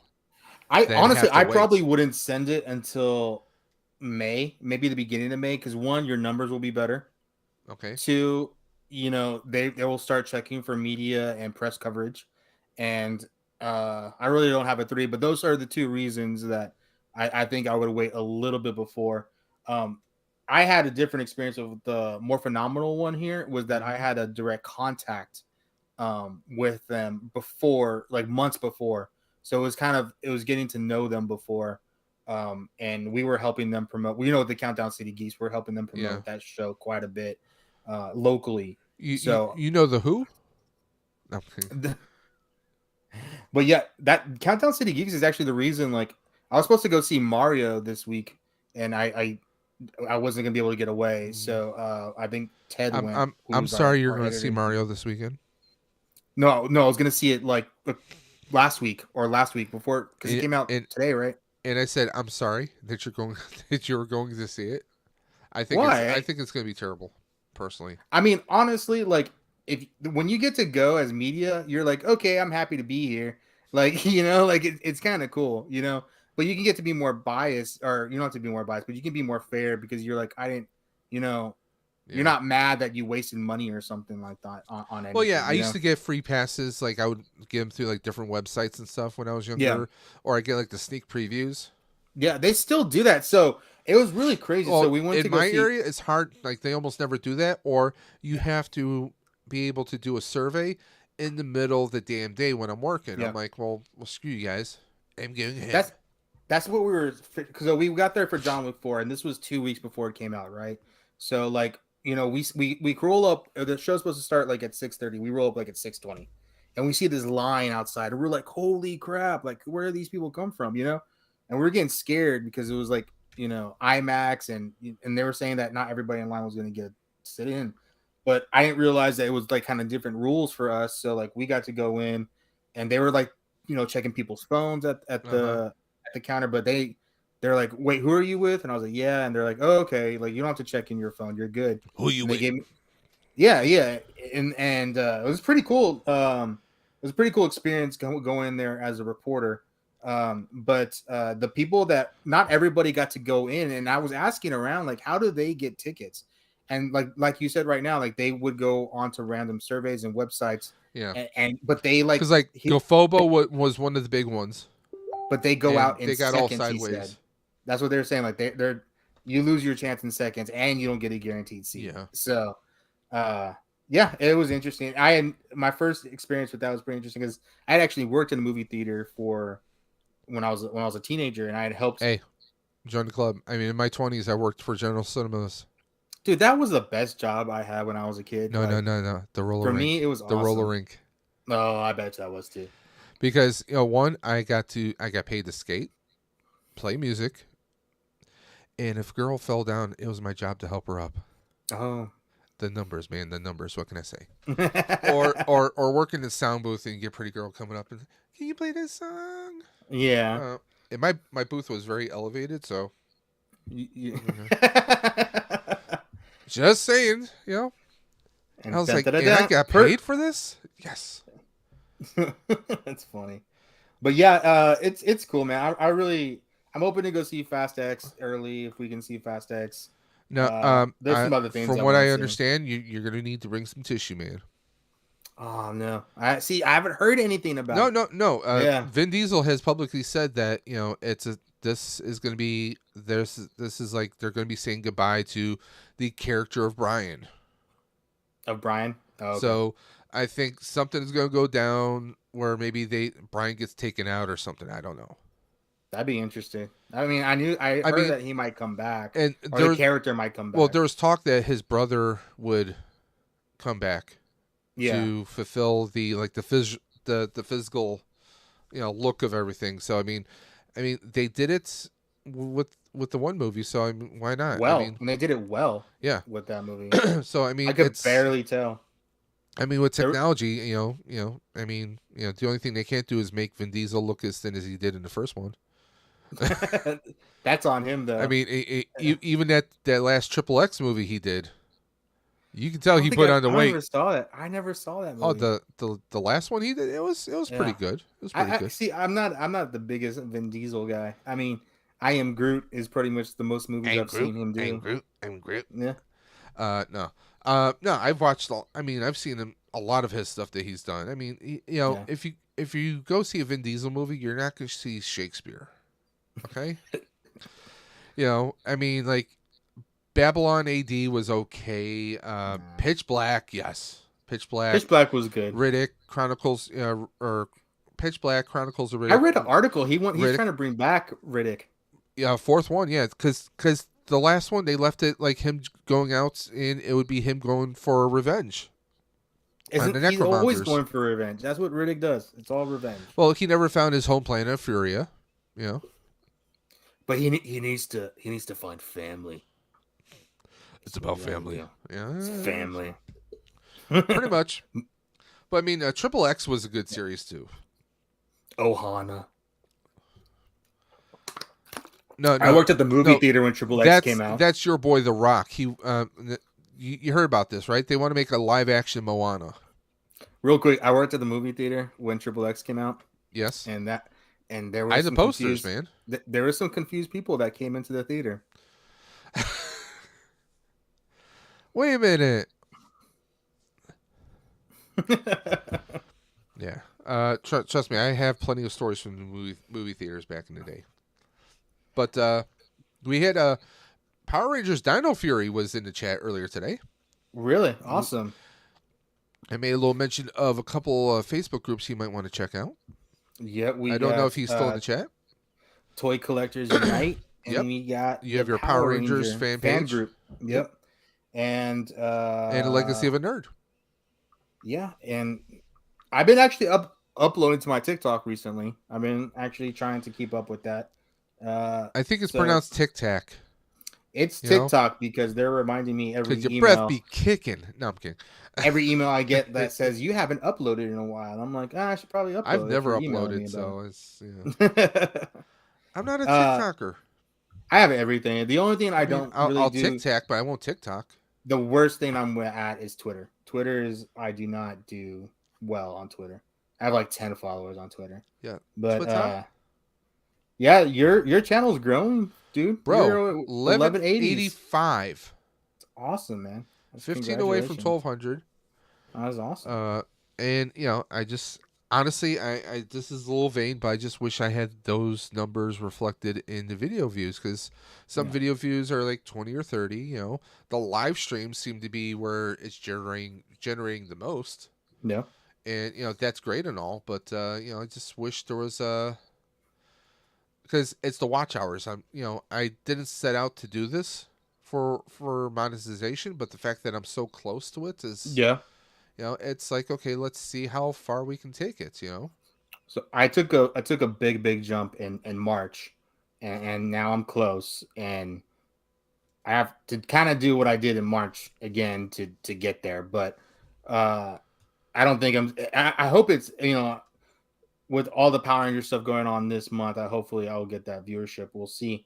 But I mean, the channel, the channel grows, and your channel is growing. You're doing. I was going to ask you. I guess I can just ask you here if you wanted. We are doing the April 19th stream. Did you want to be on it? I don't want to. April 19th. I don't think I have. Well, April 19th is a Wednesday. It's the Wednesday. I have nothing going on Wednesday, so I should be good for that. So we actually are going to have the fan club on there, and they're a big channel. that does a lot of Power Rangers content. And it's cool. Like he messaged me and he was like, "You want to do something?" And I was like, "Well, I'm doing a live stream, and you like talking about Power Rangers because you have like 25,000 subscribers. You want to come talk about it over here?" Which And are we talking about the fandom thing or it's called the Fan Club. the fan club? Okay, It's a YouTube channel, okay, and he was like, "Yeah," and he was like, he's coming on, and nice, it'll be cool. very cool. Yeah. And we haven't figured out when Netflix is dropping it, right? No, it's April 19th. April? No, but I mean, what time of day or? I'm expecting like 3 a.m. Yeah. So I'm probably So maybe probably staying up to 3 a.m. I'll get up at like maybe an hour earlier than I normally do, so I'll watch it Yeah. before going to work. So my plan is to watch it like at 3 a.m. because I took the 19th off, and go to bed. I can't because the way my new job works is Well, yeah, your new job. We accrue 4 hours sick time and 4 hours vacation time every pay period, which is every 2 weeks. So you're getting about 8 hours of sick time or 8 hours of vacation time a month. Yeah. I already have, because of the month of March and April and May, I'll have that time is already allocated for 2 days in June, which is the first day of the Nickel City Con. Mm-hmm. And, June 8th, which is when I'm driving down, me and Mrs. Dimension are driving down to New York City for the Ghostbusters Day weekend. Awesome. Which every year it gets bigger and bigger. So, I mean, last year we only had 3 of us there. And this year I think we're going to have about 6 of us, maybe 7 technically. So that's good. Last year we had some actors who appeared in the first movie. We have, I can't say what we have going on this year, but there's surprises that I don't even know about. But it's the firehouse, and they always have a great time. And the firefighters there are amazing. And, and sometimes they have to hop in the truck and go on a few calls even during that day. Oh, they can't necessarily shut down for us. So it's going to be interesting to see what kind of surprises we have. Because the very first year we were there, we got the team, us, the Buffalo Ghostbusters, we got a very, very cool audio message from Ivan. Really? Directly, cool. like a message it was a video message that he, basically was thanking us for what we were doing. And that's we were like, man, that's like, that's big now that he's gone. I still have the audio message. Oh, that's good. So I mean, yeah, it's just like it's one of those things like and that's almost better than an autograph. No, but definitely you got the collectible warrior is in the house. Let me just check my chat here. We got that Carlos guy in the chat too. Yeah. I'll see Fast X just to drown out the world for 2.5 hours. See? Yeah, but Carlos, will you stay there though? Because I mean, you walked. He did walk out of a movie. You walked out of Shazam 2. You said, right? Really? So yeah, I'm surprised he paid for it. I would have waited to HBO Max. Hey, what's up, Collectible Warrior? Well, I can't wait for HBO Max because I don't have HBO Max right now. Because I left the other job.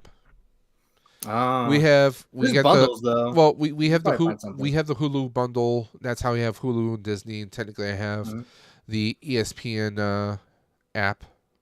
The I forgot what it's called, ESPN X or Plus or whatever it's called. So we have that. I'm paying for Netflix and Amazon. Well, I have Amazon Prime and I have Paramount and Peacock. So yeah, I have all those. So I have those. I am so petty that we I heard you're petty.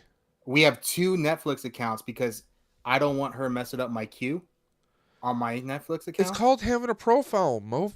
But no. I have taken years to cultivate this queue before I met her. Do you guys hear this?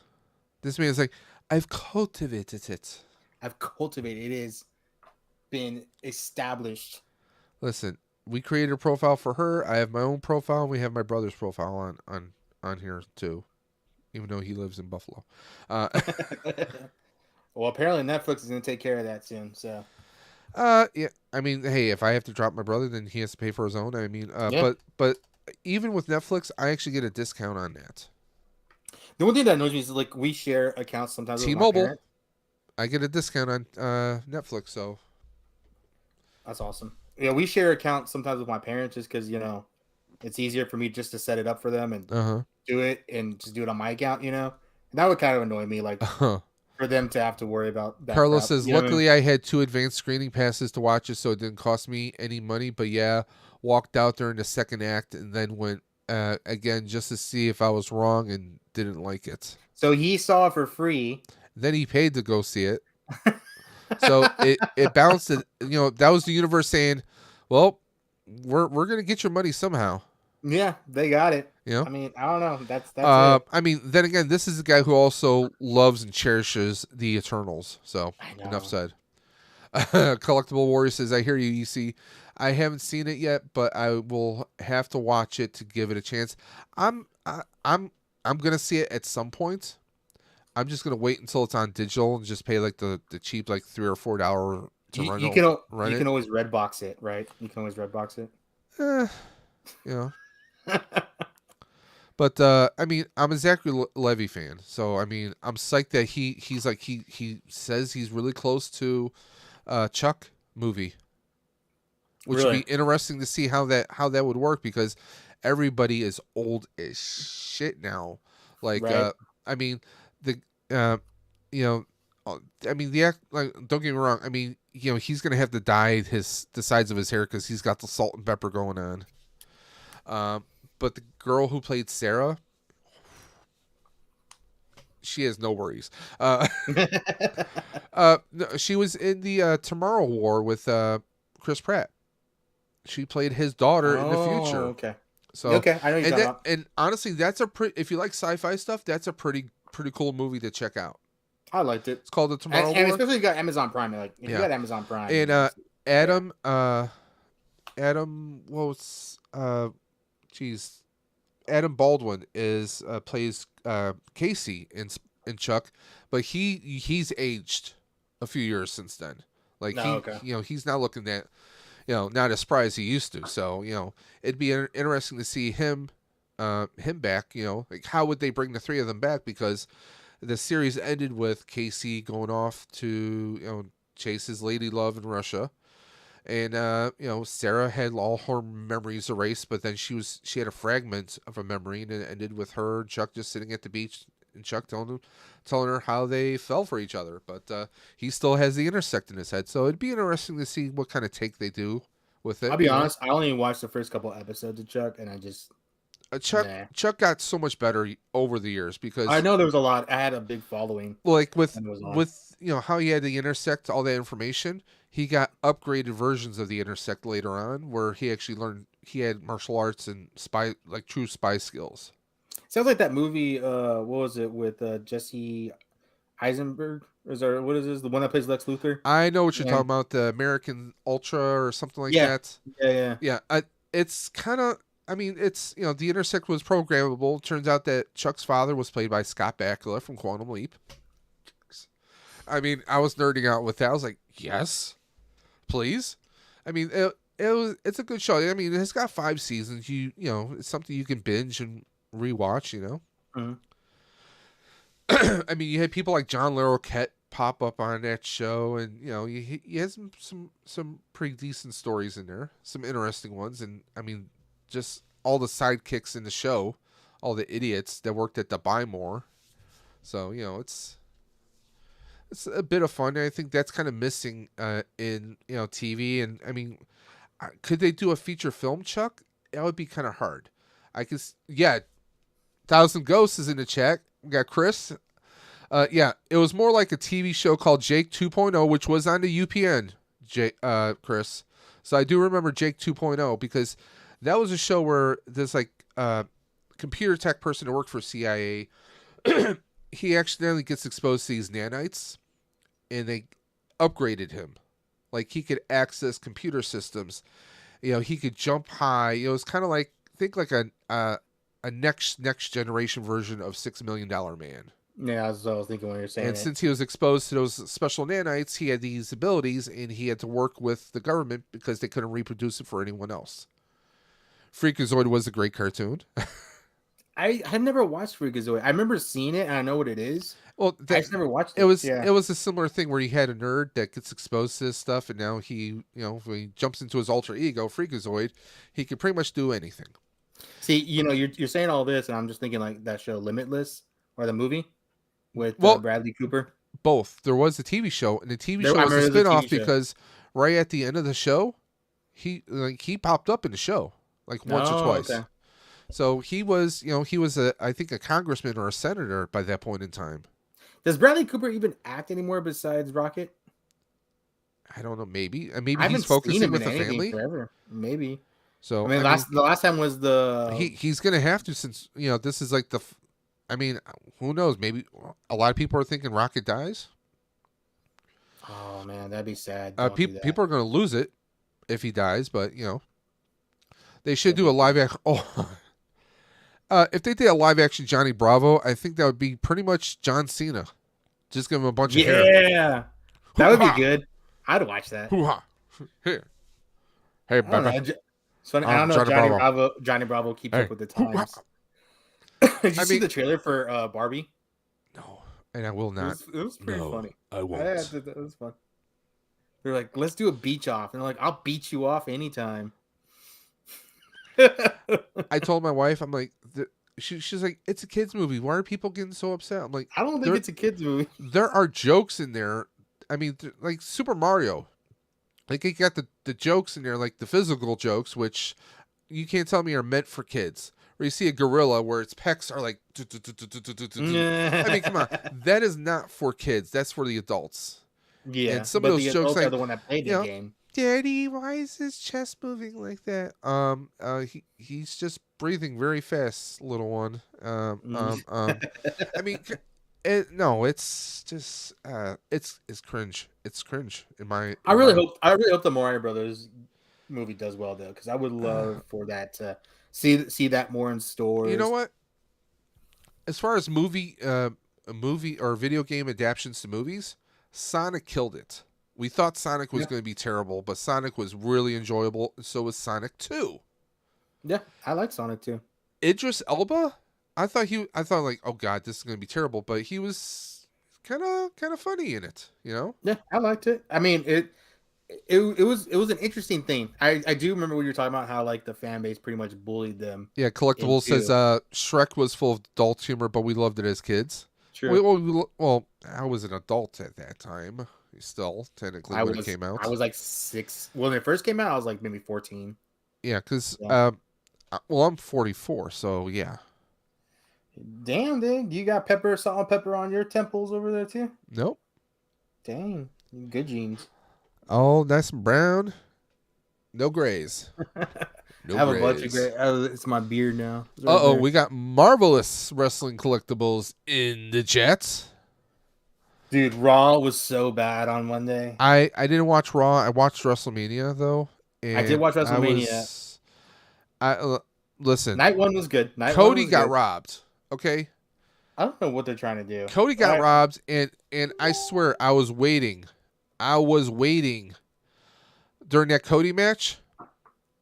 I was waiting for Stephen Amell to jump out of the audience and give Cody some backup. Personally, I was kind of hoping for it, What I really expect. So I thought night one was really good, especially the Charlotte Flair, Rhea Ripley match was like awesome.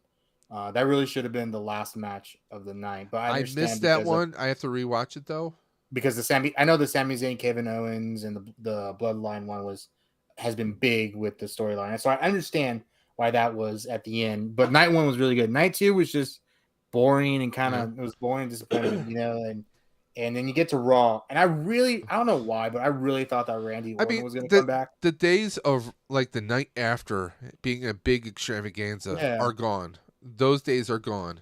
Like nothing happened. Nothing happened on the night after, and it was funny because I was watching with my fiance. So, my fiance actually knows pretty wrestling fairly well. Like You know, she grew up watching like DX. Let and all me that. ask you this: do you think they're going to let Reigns keep it until Survivor Well, here, or SummerSlam? this is what I was getting to. So, like, I'm watching with my fiance, Raw, right? Yes. And she's like, "Do they just schedule matches during the show? Because they were just saying, let's just have a match right here, right now." And she was like, "They don't have like anything set up." And I was like, "Usually, like, they have something kind of set up." So my answer to that is, I don't think they know what they're doing right now. Yeah, Especially after the sale to UFC. So I don't know. It is weird. Ghost is saying WrestleMania should not be 2 or 3 nights. No, it shouldn't. Marv says, I knew Cody was going to lose once I seen all the champs retain their championships. Yeah, pretty much. Ghost then says, I feel WrestleMania is the same as I do about Black Friday. Once Black Friday became an all-month event, it meant nothing now. WrestleMania 2, 3, 4, 5 nights, who knows? Yeah, it seems like the past couple of years, night one has done, like, if they do a 2-day event, you know, like a Royal Rumble or something like that, and let's say they do two days, the first night winds up being the better of the two. You know, I mean, it's a proven fact now. Collectible says, I was so upset with Roman winning. Damn, Solo should have been knocked out. Has anyone watched the show Heels? I don't have Stars right now, so I haven't watched it. I do want to watch it. I hear it's good. I hear a certain Punk is going to be having a little bit more appearances on the show in the next season. Really? Yeah, a certain Punk that we all know. So I didn't know that at all. I am psyched to see Stephen Amell, make one more appearance as Oliver Queen. Yeah, I saw the trailer today. So I'm psyched for that. I'm just not sure how that works, but it'd be interesting if maybe they revisit that somehow in a future Arrowverse series somewhere down the line. I mean, we never thought we would get, never thought I would see, John Wesley's ship come back as a Flash, but he did. We never thought we'd get Keaton back as Batman, so you just never know what's in the future. The only thing I would say about the Green Arrow trailer was that the forest where it looks like Barry and Ollie are meeting, like, for the first time. I know where it is. Yeah, it looks like the same one where he was training as Spectre. So it's Lian-Yu. Yeah, it's the island that he was on. Yeah. But that's where he left off training as a Spectre. Like, that was where he was left off. There's a little bit of extended trailer I saw where he talks about that now there are still other worlds. Oh, okay. To replace the multiverse that was lost during Crisis. Okay. So that Oliver is still the Spectre. And they can still have that without ruining the Arrowverse the Arrow conclusion, because the Arrow concluded with Felicity of the future going to that world or that space where Oliver was, but that could still be years into the future, and this could be an earlier version of Oliver that came back to our Earth to balance things out. Then again, we don't know how much power Oliver had. I mean, he had as Spectre, he has a lot of power. I'm just saying, like, he had the power to, especially after to recreate the multiverse. Yeah. So for him to come back. To him, he was able to give the spark so that everyone could fan the flame, so to speak. But on that same note, because the new universe was built, he then got a resurgence of power, obviously. That's true. But that's obviously something that took time for him to acquire power, because he had to die. But let's be honest, how many times has Optimus Prime died? I'm just saying. That'd be interesting. That basically, Marv says, if only Christopher Reeve was alive. Yeah, I mean, come on. The old school Justice League we always wanted was Christopher Reeve, Michael Keaton, the '90s Flash, which was John Wesley Shipp, and maybe like a Linda Carter. That would have been I mean, come on. She still looks good at age. What I'm saying? I mean, that would have been cool. That would have been amazing. Collectibles Warrior says, I'm pumped for Blue Beetle. Looks so good. I'm glad I bought the comics. Honestly, Blue Beetle is a pass on me because, one, we don't know if Blue Beetle is going to even have a future with James Gunn. Okay? Why not? Second, and I know that people are going to look at me sideways. the young man who plays Miguel on Cobra Kai, obviously he is playing, the character. I think that they chose him because of his popularity with Cobra Kai. I think there's still plenty of plenty of Hispanic or Latino actors out there who probably have maybe more skills. Name one. Huh? Name one. Off the top of my head, I can't. Yeah, I know that's the point. But I mean, just to, just to throw some. I mean, okay, look at Super Mario. They threw in Chris Pratt as Mario, and he does a very bad Mario voice. You could have had, Charles Martinet, the original voice of Mario from Nintendo. He could have done it. It's an animated movie. He could. You can't tell me. Give me a good reason why he wouldn't. Why he can't do it. My point is, there's not, when you come to, can you find a better Latino? And there's not a lot of Latino actors right there that are, you come to your head right away. What I think of is the Miguel for Cobra Kai and Jenna Ortega from Wednesday Addams. So those, why couldn't they gender swap that? They gender swap everything else then. Because honestly, Jenna Ortega wasn't even that crazy famous until what? 3 months ago, even though if she had already been in Marvel, she had already been in everything. But I'm just saying, like, if you're going to have a Latino-led based film, you got to go with the most popular Latino. It just felt like it's like, hey, let's throw him in here. I mean, they threw George Lopez. Yeah, that's very much thrown. It just felt like I mean, there are plenty of Latino comedians and actors out there. I'm sure they could have gone through, but it just seemed like, hey, let's think of the first person we think of and let's just go with that person. That's how it feels to me. Yeah, because that's what you do with a cast that's all Latino, and you're spending $200 million on a movie. You're gonna go with the Latinos that you can name off the top of your head or afford. I'm just saying. I mean, you because what you just said now. Just backpedal. You said, well, if we have $200 million for a movie, so I mean, is it also were they doing it because they could afford this much or that much? I mean, it's just, I mean, the trailer itself, the fact that he transforms for the first time in front of his family. I guess name another Latino you think. Hold on, go back. Name a Latino you think that DC couldn't afford. I can't think of it. I don't know. Personally, I don't know a lot of Latino actors. That's what I'm saying. That's the point of it. So I'm saying, you're saying like you think they just got the actor from Cobra Kai because he's hot. But I will throw this out there. I will throw this out there.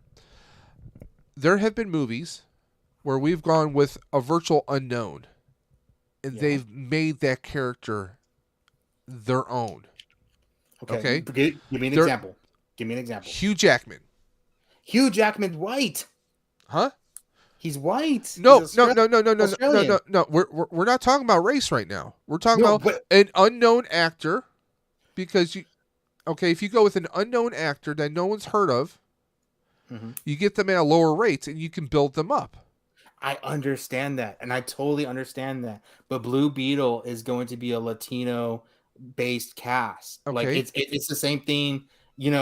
They don't have what did Black Panther did. They were going with the all black cast, right?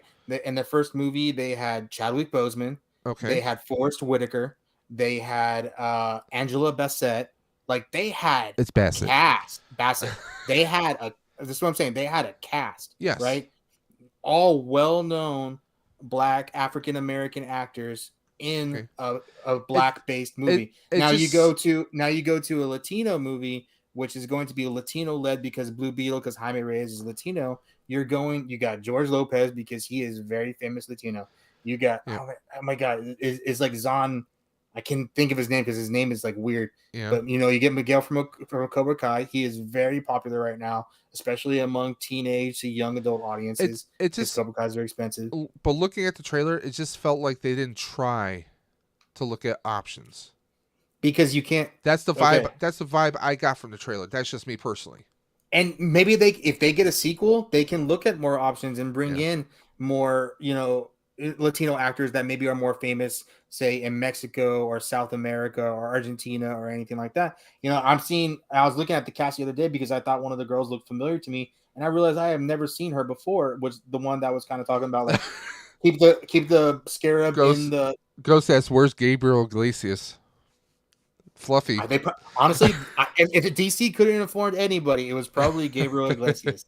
Because I don't think DC could afford Gabriel Iglesias. I'm sorry. I think Fluffy is actually funnier than Lopez. That's just me. Definitely. I've had no interest in seeing George Lopez. I've seen Fluffy 2 times. Colin says there are a lot of Latino actors. Just because we can't name them doesn't mean they're not out there. I agree. There is a lot of Latino actors, but I'm talking about naming one that is like super big and super famous right now. But because I get the Cobra Kai's ending. Yeah. And maybe they're thinking, hey, Cobra Kai's ending, he's not going to be busy. Maybe we can loop him into a contract. But it's I don't know. It's the whole vibe of the trailer, and the fact that we don't know what the future of Blue Beetle will be in James Gunn's DC universe. Yeah. We talked about this last time. Do I want to get invested? Yeah, and I understand that. I totally understand that. Yeah, and we talked about this last time. We really hope that Blue Beetle is its own standalone story because if they want to bring it back, they can. Yeah. Look what they did with the first Venom. They established a universe. Okay?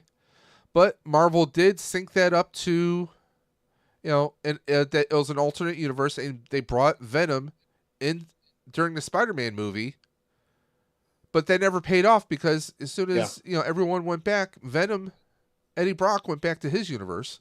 But I'm still hoping that they give us like the next Venom is him and Andrew Garfield.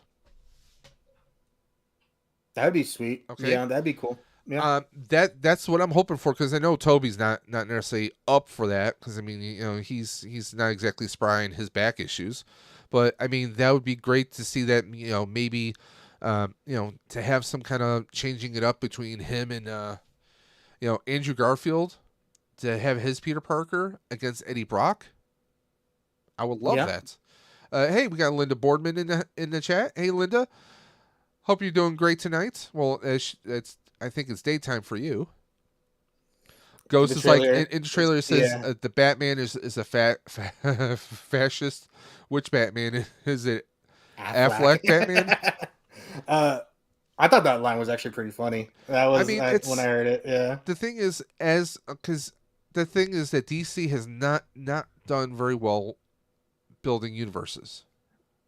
That's the one thing they've never done well. Except the animated movie universe. Their animated movies killed the Marvel animated movies 20 times over. I even like that new version with the Man of Tomorrow one. I haven't seen that one. Yeah, it's pretty good. I liked it. I like it's a different animation style, but I liked it. I like the Super Sons. I don't think that's in the new universe, but that was a good movie. Yes, I thought that was pretty good to have that. I've been watching Gotham Knights. It's okay. It just feels like a sequel to Gotham. So did you even know that Gotham Knights was on? No, I binged the episodes this past weekend. I didn't know it was even on. Yeah. It's like apparently it's 4 episodes in. And I was like, that's how much I care about it. Apparently. It's 1 p.m. Thursday for Linda, so she's in the future right now. Dang, man. How's Thursday looking? Got the numbers for the lottery? Ghost says they're going to have to throw a lot of money at Andrew. He has already said that he doesn't want to come back to superhero movies. Yeah, but it would. I would love. Yeah, Wolfpack says DC animated is fire. You can go back 10 years. The past 10 years, they have been steady. They've done different stories. They've had different people voice the characters. To me, Batman is always going to be Kevin Conroy. And the payoff was awesome in the animated movie universe. You had even though you had different directors, different stories, a lot of them still interconnected. Yeah. But yeah, DC animated. I think he's talking about the DCAU with the Justice League and Batman. Yeah, that was. I have more appreciation for Justice League now than I think I had when it was on. But I remember my parents because my parents knew that I loved DC because I was really big into Green Lantern. That was my favorite when I was a kid. And there wasn't a lot of Green Lantern stuff back then. And I remember my parents knew, I guess it was going to be on Cartoon Network at 7 o'clock, and it was on me on a certain day. I remember like I was doing something that day, like I was at a soccer game or I was doing something, and they got me home in time, and they're like, "You're going to watch this on TV. We're going to sit down as a family. We're going to watch this." And we watched. I remember watching the first Justice League episode together. It was me and my entire family because they were making it a point that animation style was it was on point, and I loved the actors that they got to do the voices. But there isn't some of the animated shows though. Back in the 90s, I mean, other than Batman and Superman and Justice League, X-Men. X-Men was big. Spider-Man, the animated series. I love even this figure, by the way. I like Spider-Man Ultimate. I know a lot of people don't. Not Ultimate. Unlimited. Unlimited. Yes, I liked it. I liked that one. Hey, Ricardo, popped in and say hello. Yeah, it wasn't what I expected at the time, but I mean, with gone back and watched it. Well, here's the thing. If you watch Unlimited, then you already know the bad guys for the Guardians. True. Yeah. So it's because that's basically that planet, the Earth X or the alternate Earth. That's pretty much going to be the setting for Guardians. Yep. Because you got the High Evolutionary, played by, I can't think of the actor's name, but it's the same actor who played Murr in Peacemaker. Yes. He's played in a bunch of other stuff. And, that's going to be the High Evolutionary. That the High Evolutionary was the one who made Rocket what he is. And I'm psyched for that. Ghost says, the CW Arrowverse is usually really good for the first couple seasons of each show, and then it falls off the rails. Flash is definitely I have to admit, I'm a big Flash fan. I mean, I have a Flash hot toy, by the way, I'm selling for expenses. So if anyone's interested in the Flash hot toy, I will give you an amazing deal. Just message me at Daves_Dimension and we can talk. I sold my Captain America and my Spider-Man $20.99. So I need money for the bike and some bills, so it is what it is. So yeah. But I mean, the Arrowverse is good. Like the first couple seasons of Arrow is good.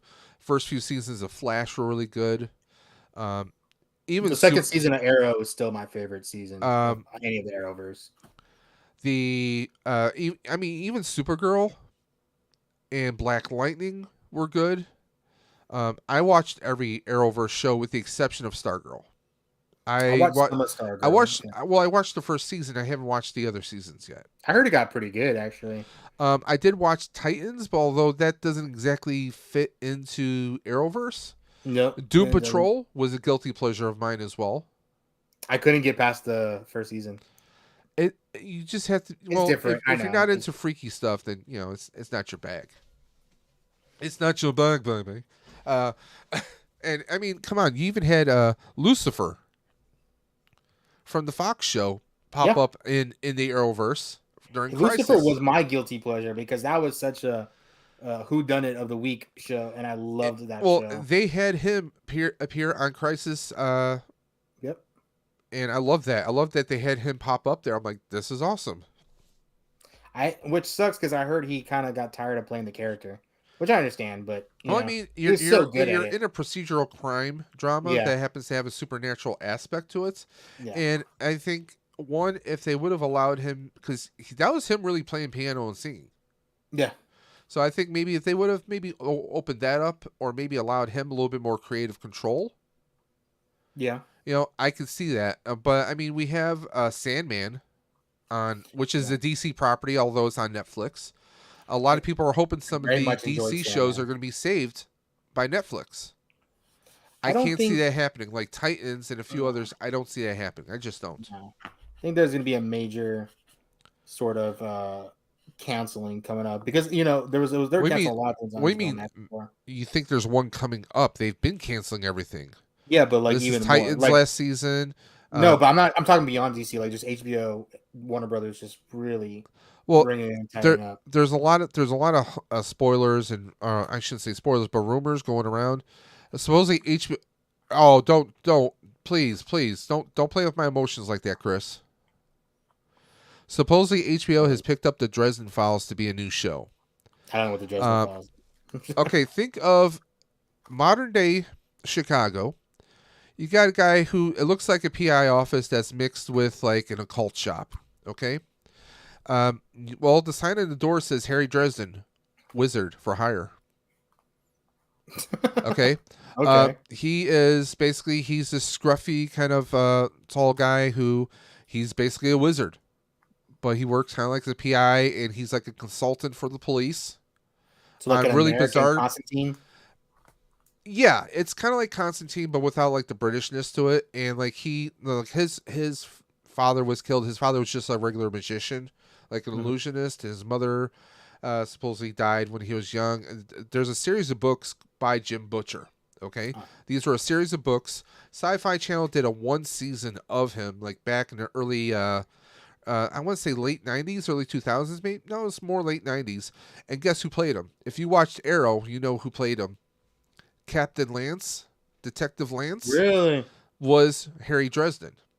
That's cool. Okay, but the shows were, they aired them out of order. They set the numbers out of order.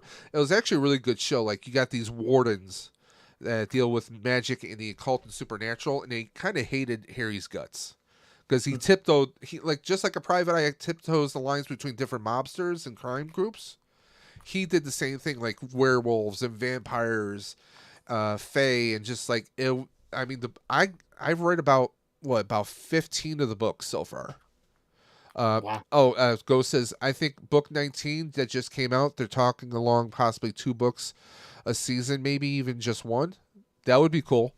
I mean, it was a weird. Now, the TV show, they altered it a little bit, where his staff, his wand, if you will, his staff was actually a hockey stick with all these runes on it.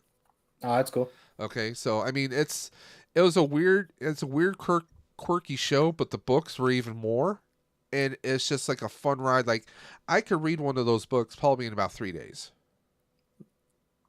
Like, I've not read a book since I don't know, get college. completely pulled into it, and it's just like I still have a bunch of the books on my wish list on Amazon, and that's pretty much what my wife's family they'll go to my wish list and just give me a couple of the books each year.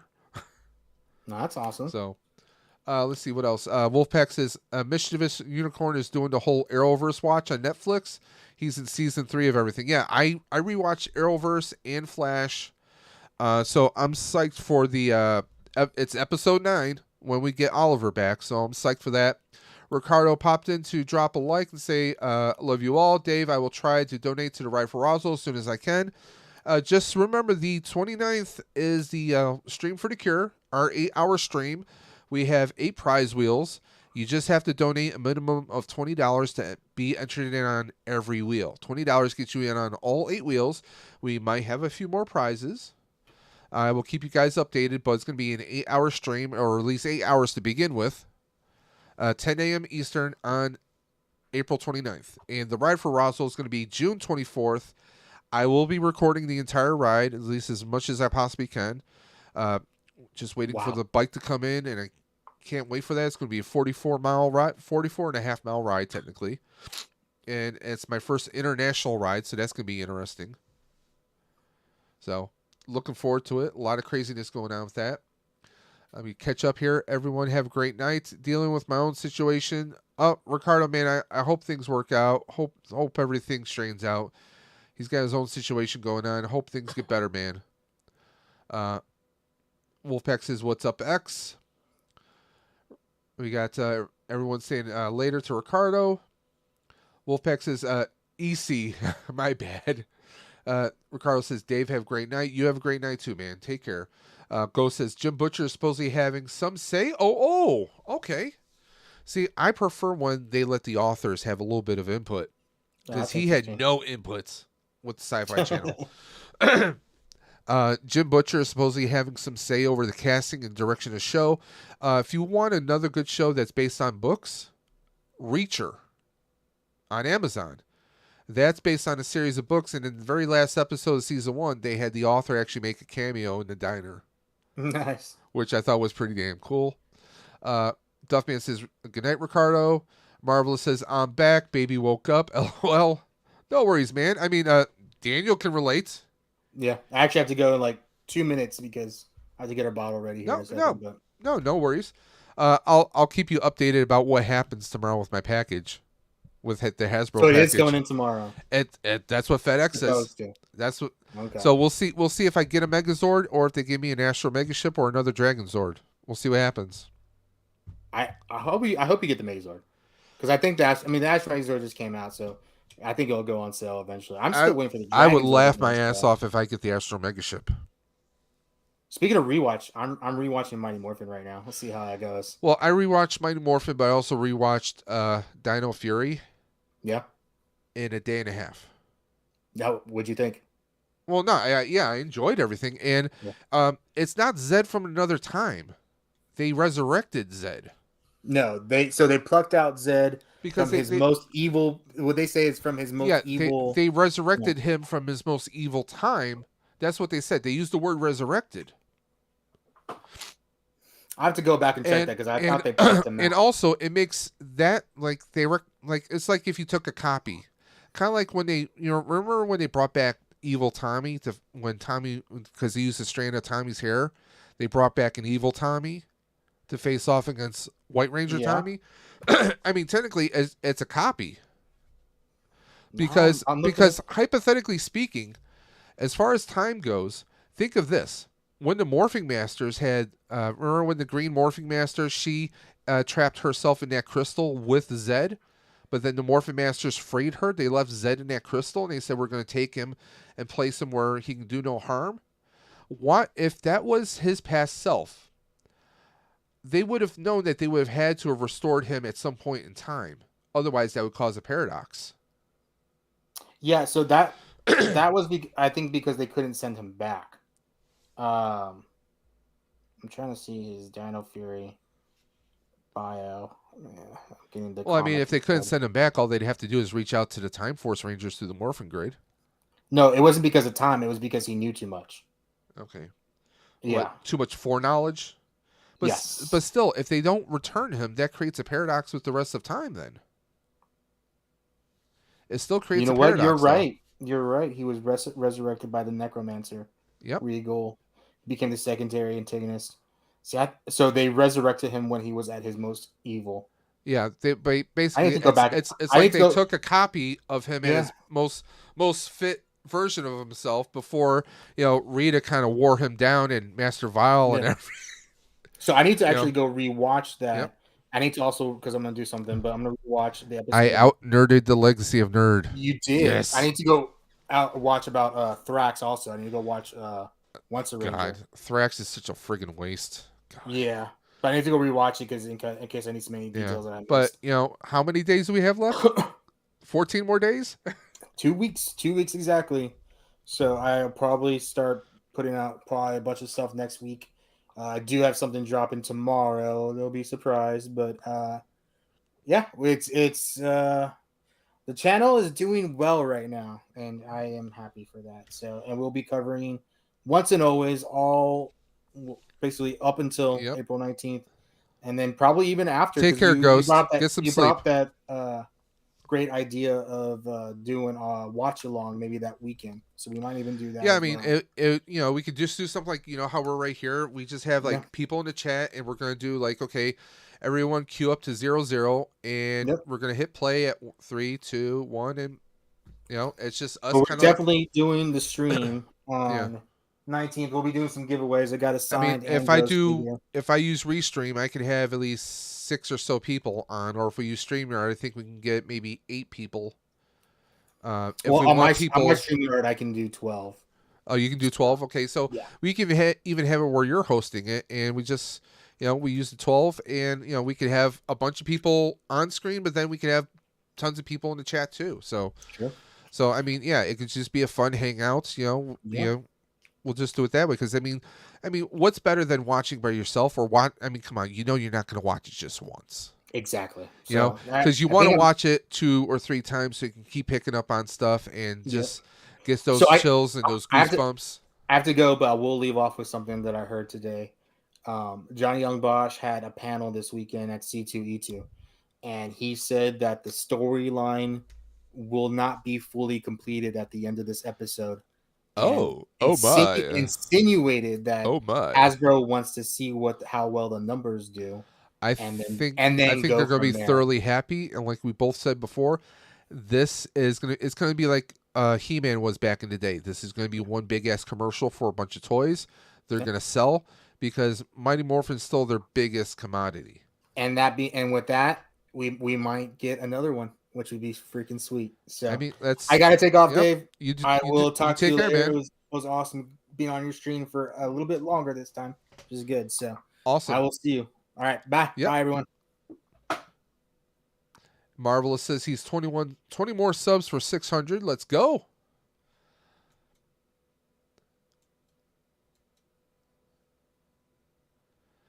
But yeah, there's a lot of craziness going on. But guys, anyone in the chat, one thing I've been talking about, of course, is Ride for Roswell. In the descriptions, in all my videos right now that I've been posting, I'm dropping links for the Ride for Roswell. So if you're able to donate, or if you're not, if you can at least share those links on your Facebook, Instagram, Twitters, all the awesome social medias that you have. We want to try and get the word out as much as we possibly can. And if you're interested in those 8 prize wheels we're going to do, it's just $20 minimum donation to ride for Roswell. Get you in on it. You just have to, after you do the donation, just message me directly at Daves_Dimension or at DavesDimension78@gmail.com. I will then get your first and last name, and we'll write you down, and you'll be entered in on the wheel. Now, if you did more than $20, let's say you did $40, well, you'd be entered in twice then. It's going to be last person standing. It's going to be an 8-hour stream. It might go to 10 hours. We'll see what happens. But, guys, I want to thank everyone for who's been coming in, everyone who came in, hanging out in the chat. Marvelous, EC, a.k.a. Colin, Duffman, 1000 Ghost, the Wolfpack Tour review, of course. I want to thank everyone who's come through the chat tonight. I don't usually do Wednesday nights. This might be a regular thing. Maybe we'll do a regular Wednesday night hangout around 9, maybe 9:15 like we did tonight. Marvelous says, have a good night, Dave. Keep up the great content. I'm trying. We're going to be doing, when I get that new bike, I'm going to be doing some videos for that. I am happy to say that we had a very good turnout for the bike buying for big guys when we did the actual video, and I interviewed somebody at the store. They were very great. We've gotten a lot of good reviews from that, a lot of good comments. I even had someone comment to me personally and say that they appreciate me doing the video for larger people. So we're going to keep that going. We're going to just a lot of stuff coming through the pipeline, guys. But I just want to thank everyone for hanging out with me tonight. It looks like we've been going 2 hours and 42 minutes. So almost a 3-hour stream tonight, guys. But I just want to thank everyone for being a part of the Dimension. We are right now, I still can't believe where we're sitting at. We are sitting at, let me pull that back up very quickly. We are sitting at 1,185 subscribers, guys. You guys are amazing. We still have, I still got a ton of watch hours we still need to make, so that's where I'm doing these live streams. So we'll see. We are still 1,079 watch hours away. So we're going to keep doing the live streams. I'm going to be doing some game streams in the future. But guys, until next time, this is Dave from Dave's Dimension saying keep on busting, guys, and I'm always going to catch you on the flip side. Take care.